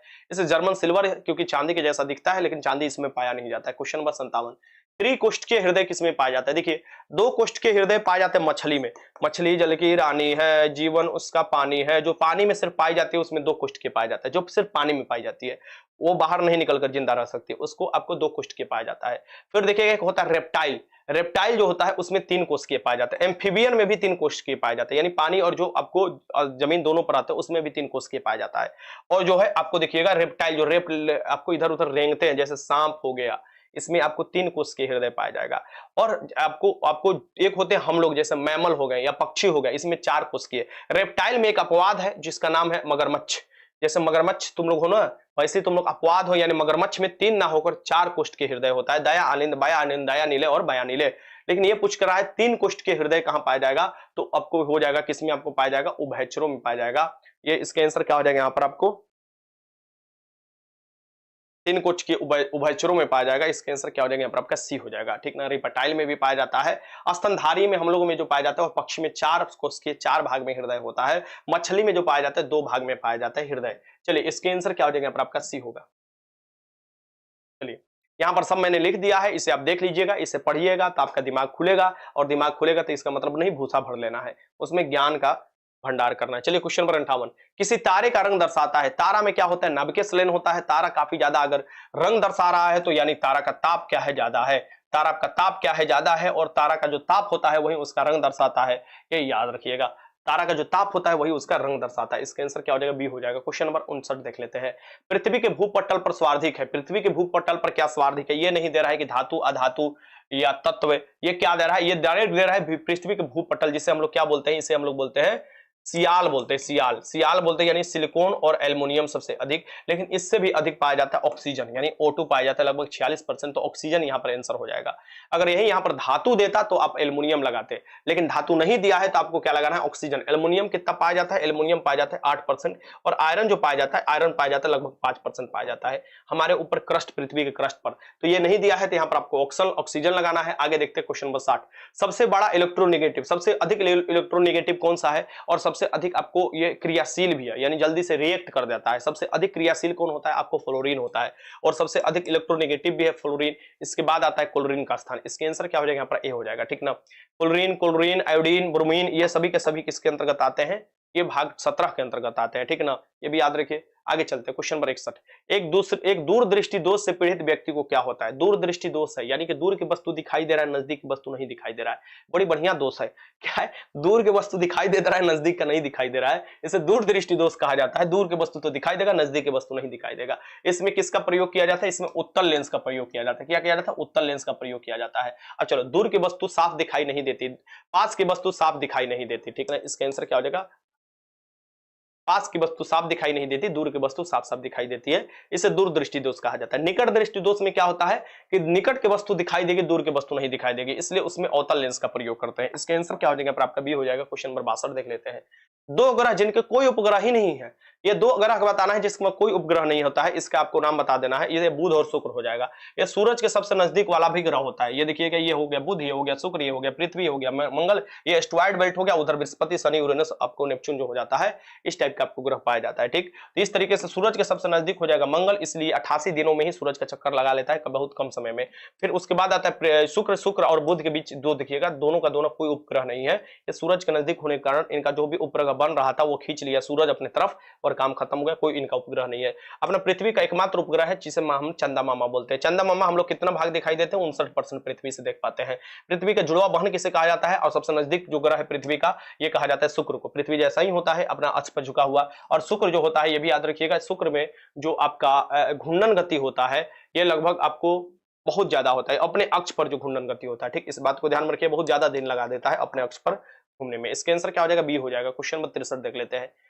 चलिए, सबसे गर्म ग्रह भी आपको शुक्र है। निम्नलिखित में से कौन सा एक विषाणु जनित रोग नहीं है, कौन सा विषाणु जनित रोग नहीं है, बर्ड फ्लू है, चिकन पॉक्स है, हैजा, डेंगू। डेंगू, हैजा, हैजा क्या है, जीवाणु जनित रोग है। हैजा, कलरा, टाइफाइड, ये सभी के सभी कैसा है आपका, ये आपको जीवाणु जनित रोग है। बाकी डेंगू जो हो जाएगा, ये भी वायरस से होता है, चिकन पॉक्स भी होता है, बर्ड फ्लू भी होता है, ये सभी के सभी वायरस जनित रोग होता है। इसका आंसर क्या हो जाएगा, सी हो जाएगा। यहाँ पर देख लो, वायरस जनित रोग आपको दिया हुआ है, यानी विषाणु से होने वाला रोग देख सकते हो। रेबीज कुत्ता को काटने से होता है, खसरा जो हुआ है, हर्पीस, मेनिंजाइटिस दिमाग की बीमारी, हेपेटाइटिस आपको जो यकृत प्रभावित होता है, हेपेटाइटिस में, ट्रोकोमा में आंख प्रभावित हो जाता है, पोलियो में आपको तंत्रिका तंत्र प्रभावित हो जाता है, एड्स में आपको प्रतिरोधक क्षमता कम हो जाता है, ठीक। चेचक होता है, छोटी माता, ये डेंगू ज्वर, गलसोत, इन्फ्लुएंजा, ये सभी के सभी वायरस जनित बीमारी है। तो इतना कम से कम 13 बीमारी जो है वायरस जनित, आप याद रखिए, इतना बस याद रखिए। इतना ही में से एक पूछेगा कि इनमें से कौन से वायरस जनित बीमारी है या नहीं है, यही आपको क्वेश्चन पूछेगा। चलिए क्वेश्चन नंबर 64, मनुष्य के लिए अति आवश्यक पोषक तत्व कौन सा है। मनुष्य के लिए अति आवश्यक पोषक तत्व कौन सा है, कार्बोहाइड्रेट है, वसा कार्बोहाइड्रेट है, वसा कार्बोहाइड्रेट, प्रोटीन, खनिज है।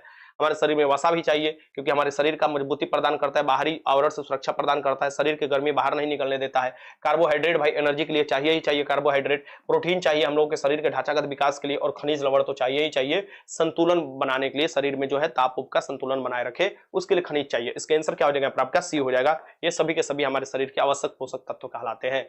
हवाई जहाज का ब्लैक बॉक्स जो होता है, मुख्यतः ब्लैक बॉक्स का रंग होता है नारंगी, क्या होता है नारंगी, लेकिन कहीं कहीं लाल भी दे देता है, तो आप दोनों लगा लीजिएगा, नारंगी या लाल होता है। ब्लैक बॉक्स में क्या होता है, जैसे कोई भी आपको दुर्घटना हुआ ना, हवाई जहाज या हेलीकॉप्टर का दुर्घटना होता है, उसका जो भी चीज होता है रिकॉर्डिंग होते रहता है। तो रिकॉर्डिंग जो भी बात किए पायलट, जो भी आपको एक दूसरे से कन्वर्सेशन हुआ है, जो भी मशीन का प्रणाली है, सब रिकॉर्डिंग होने रहता है, और वही उसमें से पता चलता है कि आखिर किस कारण से ये हुआ है दुर्घटना। इसलिए ब्लैक बॉक्स का इस्तेमाल किया जाता है, और ब्लैक बॉक्स जो होता है ये नारंगी या लाल कलर का होता है। चलिए आगे चलते हैं।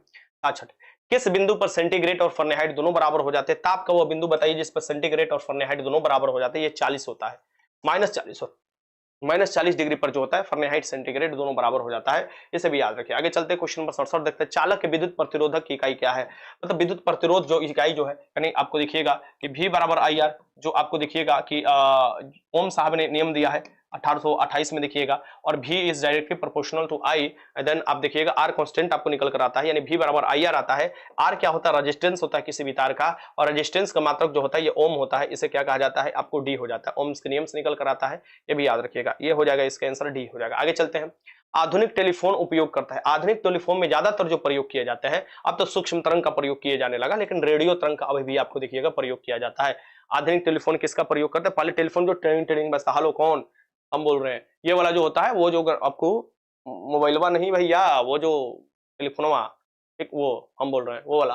चलिए, एंजाइम मुख्य रूप से किससे बनते हैं? एंजाइम जो मुख्य रूप से बने होते हैं, जितने भी एंजाइम होते हैं वो शरीर के आपको रासायनिक अभिक्रिया में भाग लेते हैं, उसको बढ़ा सकते हैं, घटा सकते हैं। एंजाइम जो होते हैं इन्हें जैविक आपको क्या कहा जाता है? कैटालिस्टिक कहा जाता है। ठीक, तो एंजाइम जो मुख्य रूप से होते हैं वो किसके बने होते हैं? प्रोटीन के बने होते हैं। किसके बने होते हैं? प्रोटीन के बने होते हैं। चलिए, इसका आंसर क्या हो जाएगा? बी हो जाएगा। और प्रोटीन किसका बना होता है? एमिनो एसिड से, 20 एमिनो एसिड से मिलकर। हीरा किसका अप्रूप है? हीरा सबसे कड़ा पदार्थ है, यानी सबसे कठोर पदार्थ है, या सबसे कठोर तत्व भी इसे कहा जाता है, क्योंकि हीरा किसका रूप होता है? कार्बन का होता है। हीरा जो होता है चतुष्फलकीय होता है। हीरा कैसा होता है? चतुष्फलकीय होता है। हीरा में जो आपको प्रकाश बार बार आपको दिखाई देता है, ये जो चमकते हुए, वो टोटल इंटरनल रिफ्लेक्शन, यानी पूर्ण आंतरिक परिवर्तन के लिए। हीरा के लिए हमारा एक खान प्रसिद्ध है जिसे कहा जाता है पन्ना, ये मध्य प्रदेश में पाया जाता है, पन्ना खान प्रदेश से। गोलकुंडा के खान में भी हीरा निकाला गया था, आपको पता होना चाहिए, जो मयूर सिंहासन में लगा था। तो ये देखिएगा, हीरा किसके लिए प्रयोग है? आपको कार्बन के लिए। इसका आंसर क्या हो जाएगा? आपका सी हो जाएगा। कार्बन का अप्रूप होता है हीरा। वैसे ग्रेफाइट भी होता है, लेकिन ग्रेफाइट मुलायम होता है, और हीरा जो होता है कठोर होता है। निम्नलिखित में से किस विटामिन को हार्मोन विटामिन कहा जाता है? ये हार्मोन की तरह व्यवहार करता है शरीर में, और इसे हार्मोनल बीमारी विटामिन कहा जाता है। ये जो होता है कैल्शियम को आपको देखिएगा नियंत्रित करता है, और ये देखिएगा संश्लेषित भी करता है कैल्शियम को। इसे विटामिन डी कहा जाता है, इसे सनशाइन विटामिन कहा जाता है। ये क्या कहा जाता है? इस विटामिन को हार्मोनल विटामिन भी कहा जाता है। ठीक है, ऐसा हार्मोन की तरह भी ये काम करता है। इसका आंसर क्या हो जाएगा? आपका डी हो जाएगा। Question number 72। अब ये 72 नंबर क्वेश्चन को ध्यान से देखना है, इसमें आपको देखना है क्या आंसर होगा क्या नहीं होगा। ठीक ना, सो हम देखते हैं। इसमें आपको एक आपको संभारिक भी होना चाहिए था, इसमें क्या होना चाहिए था? ई वाला ऑप्शन, संभारिक भी होना चाहिए। क्या होना चाहिए? संभारिक। चलिए अब लगाइए क्वेश्चन, तो संभारिक अब लगाइए क्वेश्चन। अब देखते हैं हम लोग क्या देते हैं भैया। ये दे रहा है ऑक्सीजन, ऑक्सीजन दे रहा है, ऑक्सीजन भाई, ऑक्सीजन भाई, ऑक्सीजन भाई। इसमें आपको यहां लिख लीजिए 8 छूट गया है। ये देखिए, अब इसमें बताना है कि आपको ये क्या है। तो आप देख सकते हैं कि सब में परमाणु संख्या क्या है? बराबर है, बराबर है, बराबर है। परमाणु संख्या क्या है? सब में बराबर है, लेकिन परमाणु द्रव्यमान क्या है? डिफरेंट है, डिफरेंट है, डिफरेंट है। तो ये क्या हो जाएगा? समस्थानिक हो जाएगा। ठीक, ये क्या हो जाएगा? समस्थानिक हो जाएगा। समस्थानिक में हमेशा परमाणु संख्या बराबर होगा, यानी समस्थानिक एक ही परमाणु का होगा। क्या होगा? एक ही प्रकार के परमाणु होंगे, प्रकार के परमाणु, बस इतना याद रखना। यानी हम कहे कि कार्बन और ऑक्सीजन समस्थानिक हो सकते हैं? जी नहीं हो सकते हैं, कभी नहीं हो सकते हैं। अगर हम बोले क्या कार्बन ऑक्सीजन संभारिक हो सकते हैं? एकदम हो सकते हैं। संभारिक डिफरेंट डिफरेंट टाइप का आपको होते हैं कार्बन। संभारिक फिर से समझिए, संभारिक क्या होते हैं? डिफरेंट टाइप के कार्बन होते हैं, लेकिन आपको समस्थानिक जो होते हैं वो हमेशा एक ही होते हैं। जैसे कार्बन के 3 समस्थानिक, कार्बन के C12, C13, C14, इसका परमाणु संख्या तो सबका 6 ही है, लेकिन द्रव्यमान संख्या बदल रहा है। तो एक ही कार्बन का ही होता है, एक ही परमाणु का, ये अलग अलग रूप होता है। लेकिन संभारिक में क्या होता है? अलग अलग ही परमाणु हो जाते हैं, इस बात को ध्यान में रखिएगा। ठीक ना, तो आपसे क्वेश्चन पूछता है, इसमें क्या हो जाएगा? ये समस्थानिक हो जाएगा। और परमाणु की संख्या क्या होता है? वो प्रोटॉनों की संख्या, यानी समस्थानिक में क्या होगा? प्रोटॉन बराबर होगा, न्यूट्रॉन अलग अलग हो जाता है, इसलिए द्रव्यमान संख्या अलग हो जाता है। संभारिक में क्या होता है? द्रव्यमान संख्या बराबर हो जाता है और परमाणु संख्या अलग अलग हो जाता है, न्यूट्रॉन संख्या बराबर हो जाता है और प्रोटॉनों की संख्या अलग अलग हो जाता है। ठीक, इस तरीके से इसका आंसर क्या हो जाएगा? आपका बी हो जाएगा। आगे बढ़ते हैं, क्वेश्चन नंबर 73। निम्नलिखित द्रवों में से कौन सा उष्मा का बहुत अच्छा चालक है? उष्मा का सबसे अच्छा चालक इसमें द्रव में आपको बताया जाए तो ये पारा भी आ जाता है। पारा मरकरी जिसे कहा जाता है, उष्मा का चालक माना जाता है। चलिए आगे चलते। 74। निम्नलिखित में से किसने एक्स किरण का आविष्कार किया था? एक्स किरण के आविष्कार के लिए ही इनको नोबेल पुरस्कार मिला था, और ये सबसे पहले भौतिक में नोबेल पुरस्कार मिलता है। इनका नाम है रोएंटजन। रोएंटजन ने एक्स किरण की, एक्सरे में एक्स किरण का ही प्रयोग किया जाता है, जिसमें आपके हड्डी टूटा है नहीं टूटा है इसका प्रयोग देखने को मिलता है। मैक्स आपको रदरफोर्ड ने क्या दिया था? आपको नाभिक की खोज किया था, इसे भी याद रखिएगा। टोरिसेली क्या किए थे, टोरिसेली जो है आपको ये बनाए थे वायुमंडलीय दाब मापने वाले बैरोमीटर, टोरिसेली ने बताया था। चलिए आगे चलते हैं। 1 किलो कैलोरी में कितना आपको जूल होता है, 1 किलो कैलोरी में कितना जूल होता है, तो आपको 1 किलो कैलोरी, तो 1 किलो कैलोरी में कितना जूल होगा, 1 किलो कैलोरी मतलब 1000 कैलोरी, 1000 कैलोरी, 1 किलो कैलोरी में बराबर होता है जूल का, तो कितने जूल का बराबर होता है, ये होता है आपको एक्यूरेट पूछे तो 4180 जूल के बराबर होता है, एक्यूरेट ही पूछ रहा है, 4180 जूल के बराबर होता है, ठीक। क्योंकि आप जानते हो एक जूल में कितने कैलोरी होता है, एक जूल में जो होता है कितने कैलोरी होता है, ये 4.1 आपको 8 होता है, 4.18 हो जाता है। अब इसमें 1000 से गुणा कर लो तो आपको निकल कर आ जाएगा 1 किलो कैलोरी में कितने जूल हो जाएंगे, इसके आंसर क्या हो जाएंगे पर आपका 4.80 आपको जूल हो जाएंगे। चलिए क्वेश्चन नंबर 76, जल का शुद्धतम रूप क्या होता है, जल का शुद्धतम रूप बताना है, इसमें से क्या होगा, जल का शुद्धतम रूप बारिश का जल होता है, क्या होता है, बारिश का जल होता है, इसे क्या कहा जाता है, वर्षा का जल।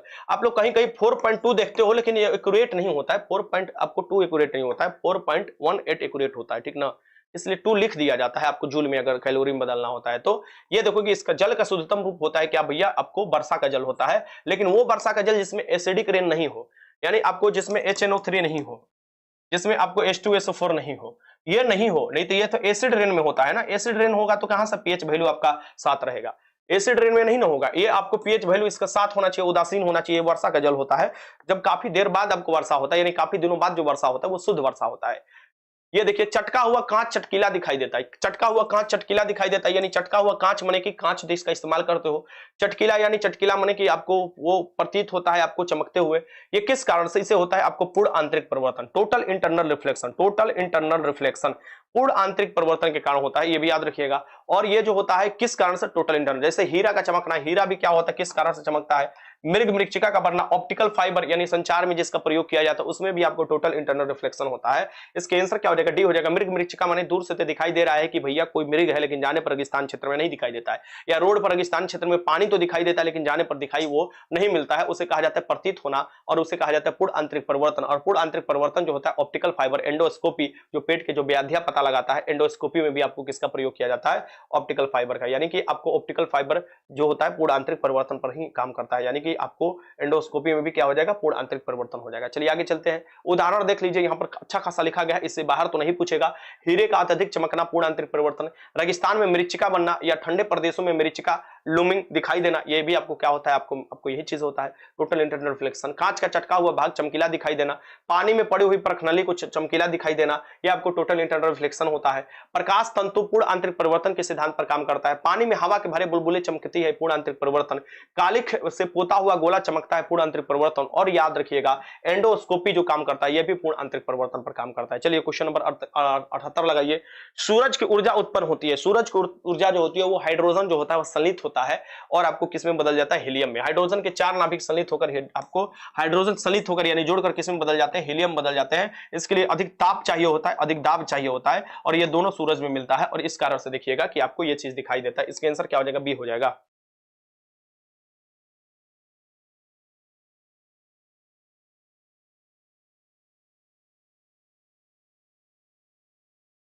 ये बात समझो, मेरा एक बात समझो, जिसको लगता है कि क्वेश्चन का लेवल नहीं है, क्वेश्चन आसान है, तो हमको ये नहीं समझ में आ रहा अब तक तुम घर बैठे कैसे हो। मतलब ये तो एक सोचने वाली बात है ना, कि एक ये लड़का बोल रहा है कि क्वेश्चन का लेवल कुछ नहीं है, और एक बोल रहा है कि हाँ क्वेश्चन का लेवल कुछ नहीं है। तो हमको ये ना समझ में आ रहा है तुम बिहार पुलिस की तैयारी करो या आईपीएस की तैयारी करो। अब तुम बिहार पुलिस की तैयारी करो तब तक तुम घर बैठल काहे हो, तुमको लिए आसान क्वेश्चन लग रहा है, तो हमको तो यही नहीं समझ में आ रहा है। तुमको तो ज्वाइन कर लेना चाहिए, तुम पता है काहे बैठल हो, काहे कि तुम चेपते हो, दूसरे का छापते हो, अपने आप पर तुमको विश्वास नहीं रहा है, बस दूसरे का देखकर यह बताना है कि बहुत आसान क्वेश्चन है, क्योंकि अपने आप को सामने दिखाना है कि बहुत तेज है पढ़ने में। और जब एग्जाम हॉल में जाते हो तो दादी नाना चाचा फुआ सब याद आ जाता होगा आपको, आई हो दादा पढ़ ले रहती, ये ना कम से कम कमेंटवा में बोल ले रहती कि कितना आसान क्वेश्चन बा, कितना हार्ड बा। अभी अगला वाला क्वेश्चन देंगे पॉइंट में मुद्द दोगे, ठीक ना, अभी देंगे ना तो तुरंत भागोगे यहां से, कहोगे बाप रे बाप कितना हार्ड क्वेश्चन है, क्योंकि वो क्वेश्चन अगर सब लोग लगा रहे हैं तो उसमें तुम भी लगा ले रहे हो, D D D D D D D A B B B B B. बाकी देखो पढ़ने वाला लड़का जो है यही क्वेश्चन लगाकर अपना एग्जाम निकाल लिया 21,391 एग्जाम निकाल लिया पढ़ने वाला लगाकर, ठीक। और जो बकबक बकबक करता था वो अभी भी लाइन में लगा है, यानी अभी भी उसका नंबर नहीं आया है। जो ये बोलता था कि मेरा 80 आ रहा है सेट में, वो अभी भी लाइन में लगल है, अभी भी लाइन में लगल है। अब पता नहीं होकर काहे नहीं आया, जबकि 55-57 पर आपको जनरल का कटअप उठा लिया, लेकिन अभी भी वो लगल है। तो वही होता है, जस करनी तस भोग न पाता, नरक जात फिर क्यों पछताता। तो जैसे करनी है वैसे भोगोगे। पढ़ाई करते समय तुमको ये लगे अरे ये तो बहुत ही आसान क्वेश्चन है, क्यों? क्योंकि 4 गो ऑप्शन लगा रहा है लोग। अगर आसान नहीं रहे तो फिर दांत यारे बड़ी हार्ड क्वेश्चन है सर जी, डिप्रेशन में चले जा रहे हैं, डिप्रेशन से निकालिए सर जी। लात मार के डिप्रेशन से निकाला जाता है। चलो इसका आंसर क्या हो जाएगा? बी हो जाएगा, बी।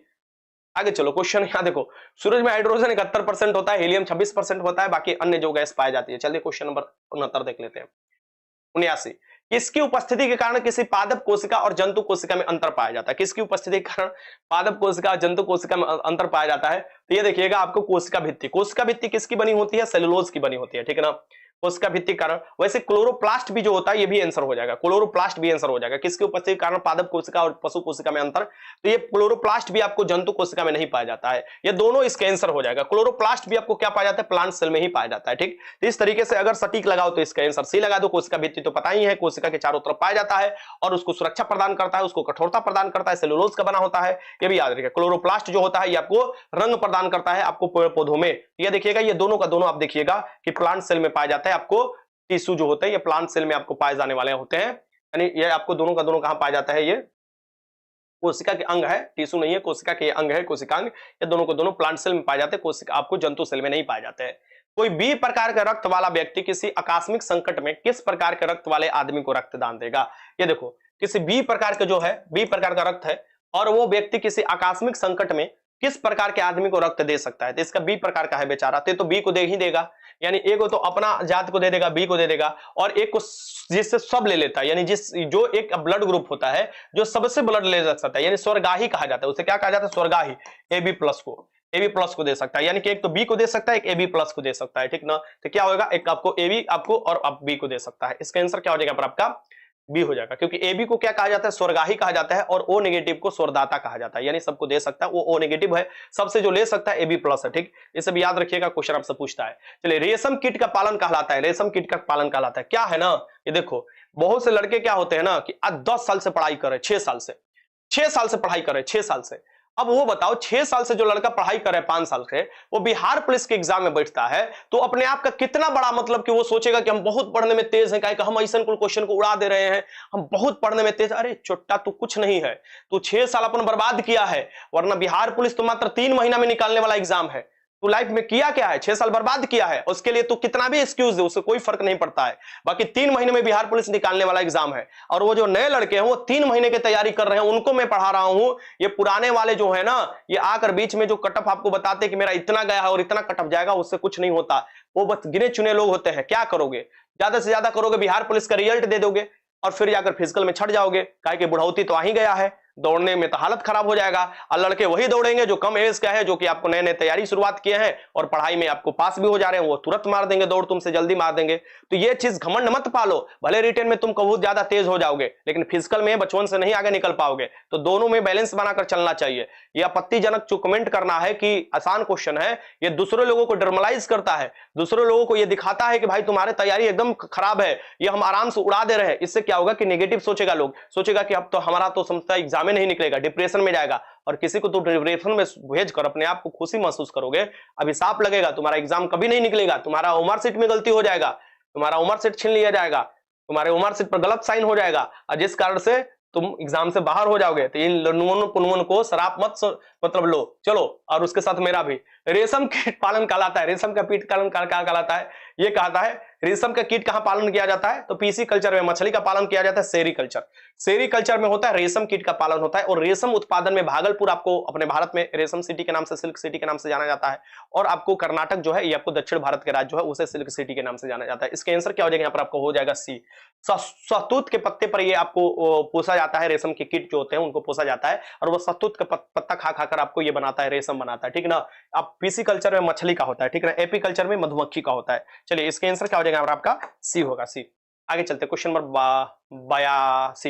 82 देख लेते हैं। कैंडेला, कैंडेला किसका मात्रक होता है? कैंडेला। और मैं तो अभी लेवल 1 करा रहा हूं भाई, अभी धीरे धीरे लेवल बढ़ेगा। 500 क्वेश्चन कराना है, अभी आपको 500 क्वेश्चन कराना है। लेवल धीरे धीरे बढ़ते गया ना, आगे के टेस्ट में जितने भी होगा लेवल बढ़ते जाएगा। हार्ड क्वेश्चन भी आएगा, मॉडरेट भी आएगा, सब टाइप का क्वेश्चन आता है ना।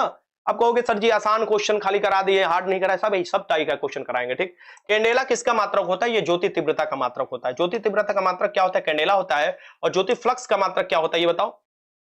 ल्यूमेन होता है। ज्योति फ्लक्स का मात्रक ल्यूमेन होता है, ठीक। इसका आंसर क्या हो जाएगा यहाँ पर आपका? ज्योति तीव्रता का मात्रक कैंडेला होता है। पृथ्वी के पलायन वेग क्या होता है? पृथ्वी का पलायन वेग क्या होता है ये आपको बताना है। आप देखोगे बीएड के एग्जाम में क्या दिया है, बीएड के एग्जाम जो हुआ है बीएड का, उसमें दिया है बीएड के एग्जाम में आपको चंद्रमा का पलायन वेग तो होता है 2 पॉइंट आपको कुछ कर होता है। आप देखिएगा कि 2.4 कहो या 2.3 आपको पॉइंट में होता है, लेकिन 2.4 आप कह सकते हो पलायन वेग। 2.4 जो होता है किलोमीटर पर आपको सेकंड देखिएगा पलायन वेग होता है, ठीक। ये जो होता है ये चंद्रमा का होता है। और पृथ्वी का क्या होता है? 11.2 किलोमीटर प्रति सेकंड होता है, ये होता है। तो ये देखिएगा इस तरीके के क्वेश्चन देता है आपको। 11.2 किलोमीटर प्रति सेकंड के हिसाब से अगर किसी वस्तु को तुम फेंकोगे ऊपर की तरफ, देखो ये होता है चंद्रमा का, ये देखो यहाँ पर दिया है ना, ये होता है चंद्रमा का।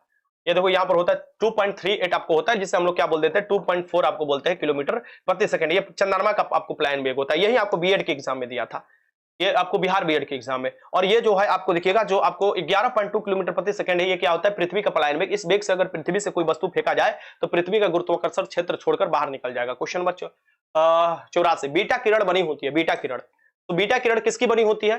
बीटा किरण जो होती है ये आपको एक ऋण आवेशित बनी होती है। और बीटा किरण बीटा किरण किसका होता है? एक ऋण आवेश। बीटा किरण किसी से निकलता है तो उसकी परमाणु संख्या बढ़ा देता है, एक की। याद रखिएगा उसकी परमाणु संख्या क्या होगा? बढ़ा देगा, ना कि घटा देगा, बढ़ेगा इसमें। और अल्फा निकलेगा तो क्या होगा? 2 की संख्या परमाणु संख्या घटा देगा, इस बात को ध्यान में रखिएगा। हाँ बीटा निकलता है तो द्रव्यमान संख्या पर कोई प्रभाव नहीं डालता है, लेकिन आपको अल्फा जब निकलता है तो द्रव्यमान संख्या 4 के रूप में घटाता है और परमाणु संख्या 2 के रूप में घटाता है। जो अल्फा किरण होता है उस पर घनावेशित होता है, 2 प्लस आपको घनावेश चार्ज होता है और 4 द्रव्यमान निकाल देता है जब भी निकलता है, ठीक ना। बीटा किरण जो होता है एक ऋणावेशित आपको होता है। उदासीन जो होता है ये आपको गामा होता है। उदासीन क्या होता है? गामा होता है। इसका वेधन क्षमता सबसे अधिक होता है गामा का। अल्फा बीटा का खोज किया था रदरफोर्ड ने, पॉल बिलार्ड ने गामा की खोज किया था, इसे भी याद रखिएगा। इसका आंसर क्या हो जाएगा? यहाँ पर बी हो जाएगा। जितने भी रेडियो एक्टिव तत्व है यानी कि परमाणु संख्या 82 से ऊपर वाले जितने भी तत्व होते हैं वो आप देखिएगा उनका नाभिक बड़ा होने के कारण वहां से अल्फा बीटा गामा निकलने लगता है, लास्ट में वो सीसा में बदल जाते हैं। निस्संधता, नाइट ब्लाइंडनेस, पक्का ये क्वेश्चन पूछेगा, समझ लो। निस्संधता किसकी कमी के कारण होता है? निस्संधता जो होता है ये किसकी कमी के कारण होता है? विटामिन ए की कमी के कारण होता है, जिसे रेटिनोल कहा जाता है। इसको कहा जाता है विटामिन ए की कमी के कारण, ठीक।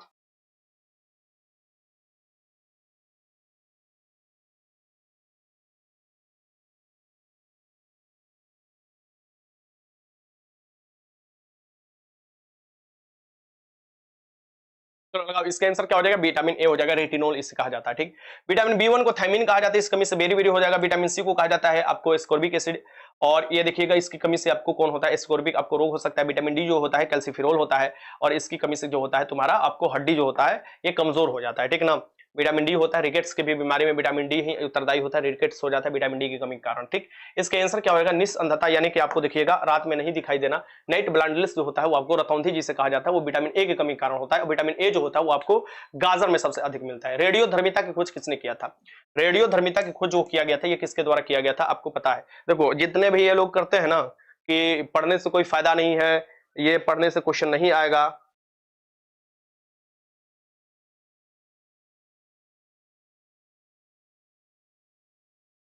जितने भी ये सब बोलता है ना कि जो है यहाँ पर ये नहीं होगा वो नहीं होगा, वो समझ लो कि वो डरा हुआ है, बेचारा डरा हुआ है। ये इंसान जब तक रहेगा ना ये परीक्षा में कुछ नहीं होने देगा, ठीक। ये डरा है, वो सब कपकपा जाता है, वो सब जानता है कि कुछ हम बोलेंगे, उलबुल बोलेंगे, बिगाड़ेंगे कुछ ना कुछ तभी काम हम होगा, ठीक ना। तो वो जानता है कि लड़कों को हम उकसाए। जैसे पिछली बार आप देखोगे 21,391 में सब देखोगे जब भी हम क्लास कराते थे तो आकर बोलने लगता था पेपर लीक होगा, पेपर लीक होगा, पेपर लीक होगा, पेपर लीक होगा। नो डाउट हुआ, इसमें कोई डाउट नहीं है, पेपर लीक हुआ 21,391 में। लेकिन फिर क्या हुआ? फिर उसका नाना दादा याद दिला दिए, फिर क्या हुआ? रिवर्स हुआ। फिर रिवर्स हुआ तो देख लो कैसे क्या हुआ। तो वो होता है, इसमें कोई डाउट नहीं है। 4 गो लोग आएंगे, एल्चा बेल्चा 4 लोग आएंगे, और 4 लोग आएंगे तो ये चीज होगा।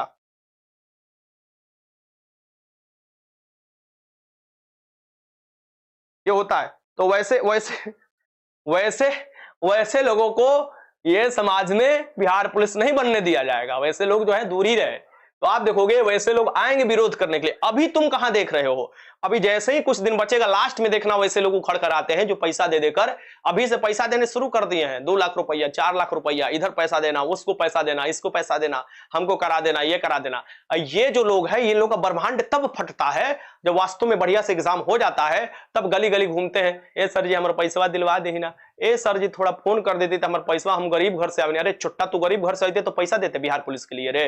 तू सबके पैसा बर्बाद हो जाए, तो सबके पैसा बर्बाद होगा तभी हमको खुशी मिलेगा, और बहुत खुशी मिलेगा। इतना खुशी मिलेगा, उतना तो खुशी मिलने से भी खुशी नहीं मिलेगा। चलो, रेडियो धर्मिता की खोज किसने किया था? ये किया था आपको, ये क्वेश्चन भी रिपीट किया, एच बेकुरल ने किया था, रेडियो धर्मिता की खोज किया था। इसका आंसर क्या हो जाएगा यहाँ पर आपका डी। इसलिए बेकुरल यूनिट भी होता है रेडियो धर्मिता का, इसे याद रखिएगा।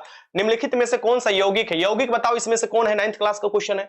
तो वायु है, गन पाउडर है, हीरा है, जल है। तो वायु मिश्रण है, गन पाउडर मिश्रण है, हीरा तत्व है, जल जो हो जाएगा यौगिक हो जाएगा। यानी कोई भी यौगिक तभी होगा जब परमाणु जो होता है किसी अनुपात में, या तत्व किसी खास अनुपात में मिलते हैं तो उसे कहा जाता है यौगिक। इसका आंसर क्या हो जाएगा? जल हो जाएगा। जल क्या होता है? यौगिक होता है। चलिए आगे देखते हैं क्वेश्चन नंबर 88। इनमें से कौन द्रव धातु है? ये बताना है, इनमें से कौन द्रव धातु है? द्रव धातु में पारा होता है। पारा जो होता है ये सुचालक होता है, वो द्रव धातु माना जाता है। इसे क्या होता है? द्रव धातु। और आपको देखिएगा द्रव अधातु कौन होता है? ब्रोमीन होता है। द्रव अधातु, दोनों फायरमैन में क्वेश्चन पूछा हुआ है।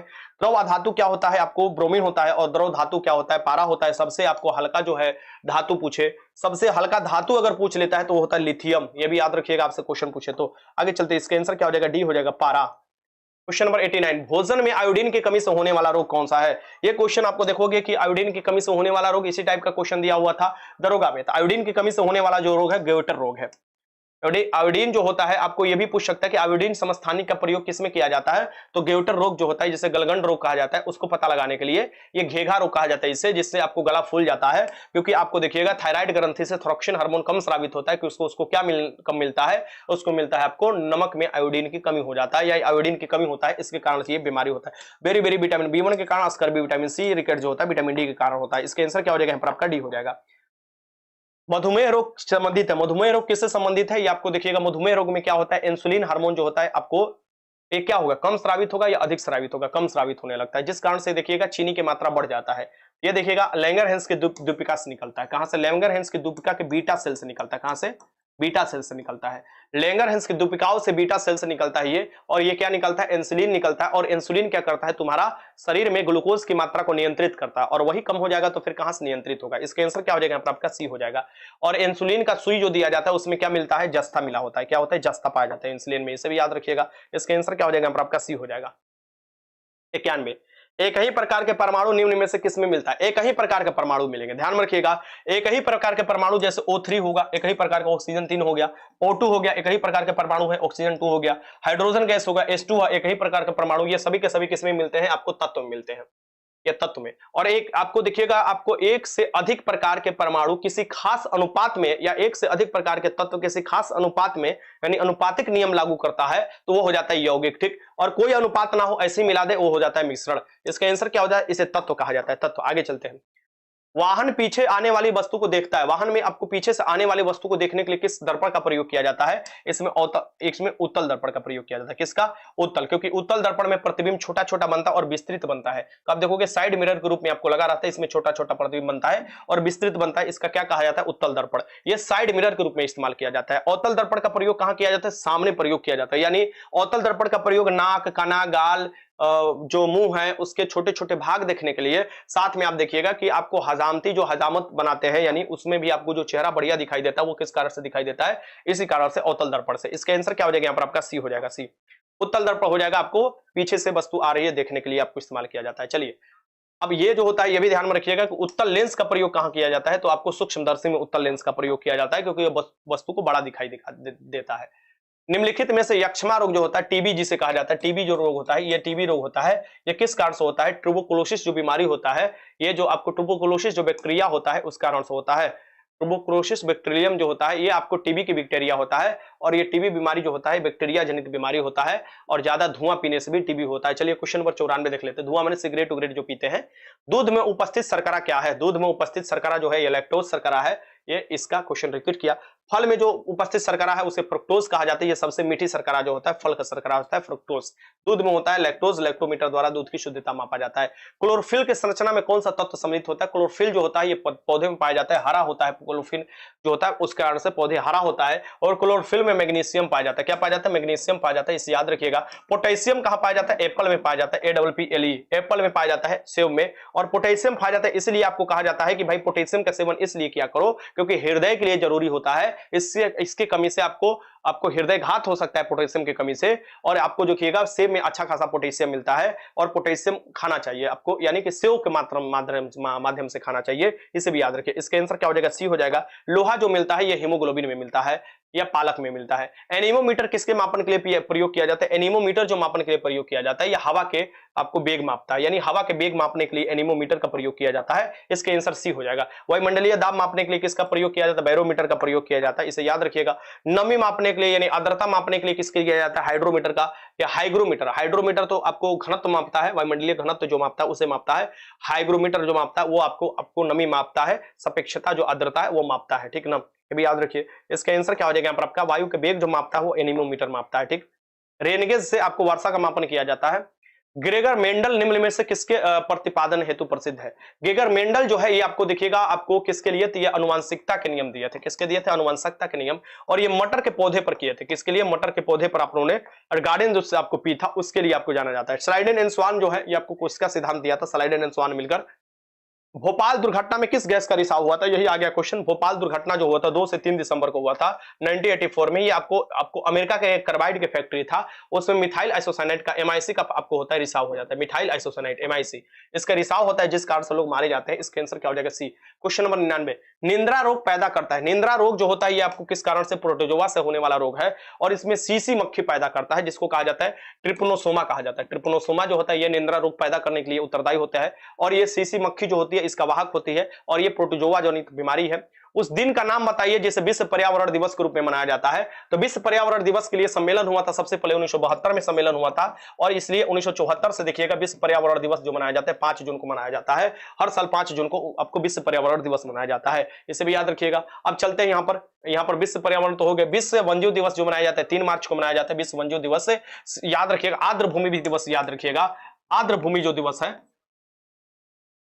आर्द्र भूमि दिवस, आर्द्र भूमि के लिए जो दिवस मनाया जाता है, यानी कि रामसर कन्वेंशन जो हुआ था 2 फरवरी को, इसलिए 2 फरवरी को आपको देखिएगा 2 फरवरी 1971 को रामसर कन्वेंशन हुआ था।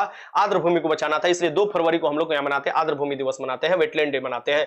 विश्व वानिकी दिवस 21 मार्च को मनाया जाता है। विश्व जल दिवस 22 मार्च को, उसी दिन बिहार दिवस भी मनाया जाता है। विश्व पृथ्वी दिवस 22 अप्रैल को मनाया जाता है। अंतर्राष्ट्रीय जैव विविधता दिवस जो मनाया जाता है 22 मई को मनाया जाता है। विश्व पर्यावरण दिवस 5 जून को मनाया जाता है। ये प्रमुख जो दिवस है आपको पर्यावरण से संबंधित वही मैं करा रहा हूं। विश्व जनसंख्या दिवस 11 जुलाई को मनाया जाता है। विश्व प्राकृतिक दिवस 3 अक्टूबर को मनाया जाता है। विश्व ऊर्जा संरक्षण दिवस 14 नवंबर को मनाया जाता है। विश्व ओजोन दिवस 16 सितंबर को मनाया जाता है, ये भी याद रखिएगा। विश्व उपभोक्ता दिवस जो मनाया जाता है आपको, वो भी आपको 16 अक्टूबर को मनाया जाता है, इसे भी याद रखिए। आपसे क्वेश्चन पूछे तो 1 मई को मजदूर दिवस मनाया जाता है। यहाँ पर टाई फिश हुआ तुम्हारा और क्वेश्चन खत्म 100। सर जी तिलक हो गया आपका, घर गए थे तो तिलक हो गया आपका। अरे नहीं हुआ है गौरव, कितना बार तुमको बोले भाई शादी नहीं हुआ है। एक बार वीडियो को लाइक कर दो सभी लोग, ठीक। शादी नहीं हुआ है भाई, काहे तुम लोग बार बार हमको चिढ़ाते हो, ठीक।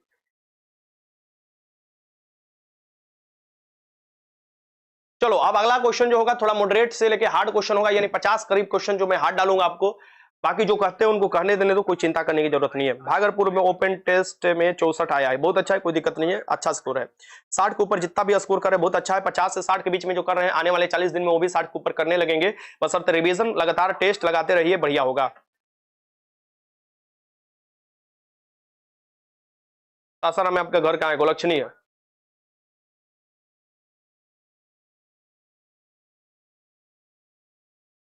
आपका रिसेप्शन कौन है? मुझे बड़ी मार मारेंगे, बोल दिए ना एक बार, नहीं समझ में आ रहा है तुम लोग हैं?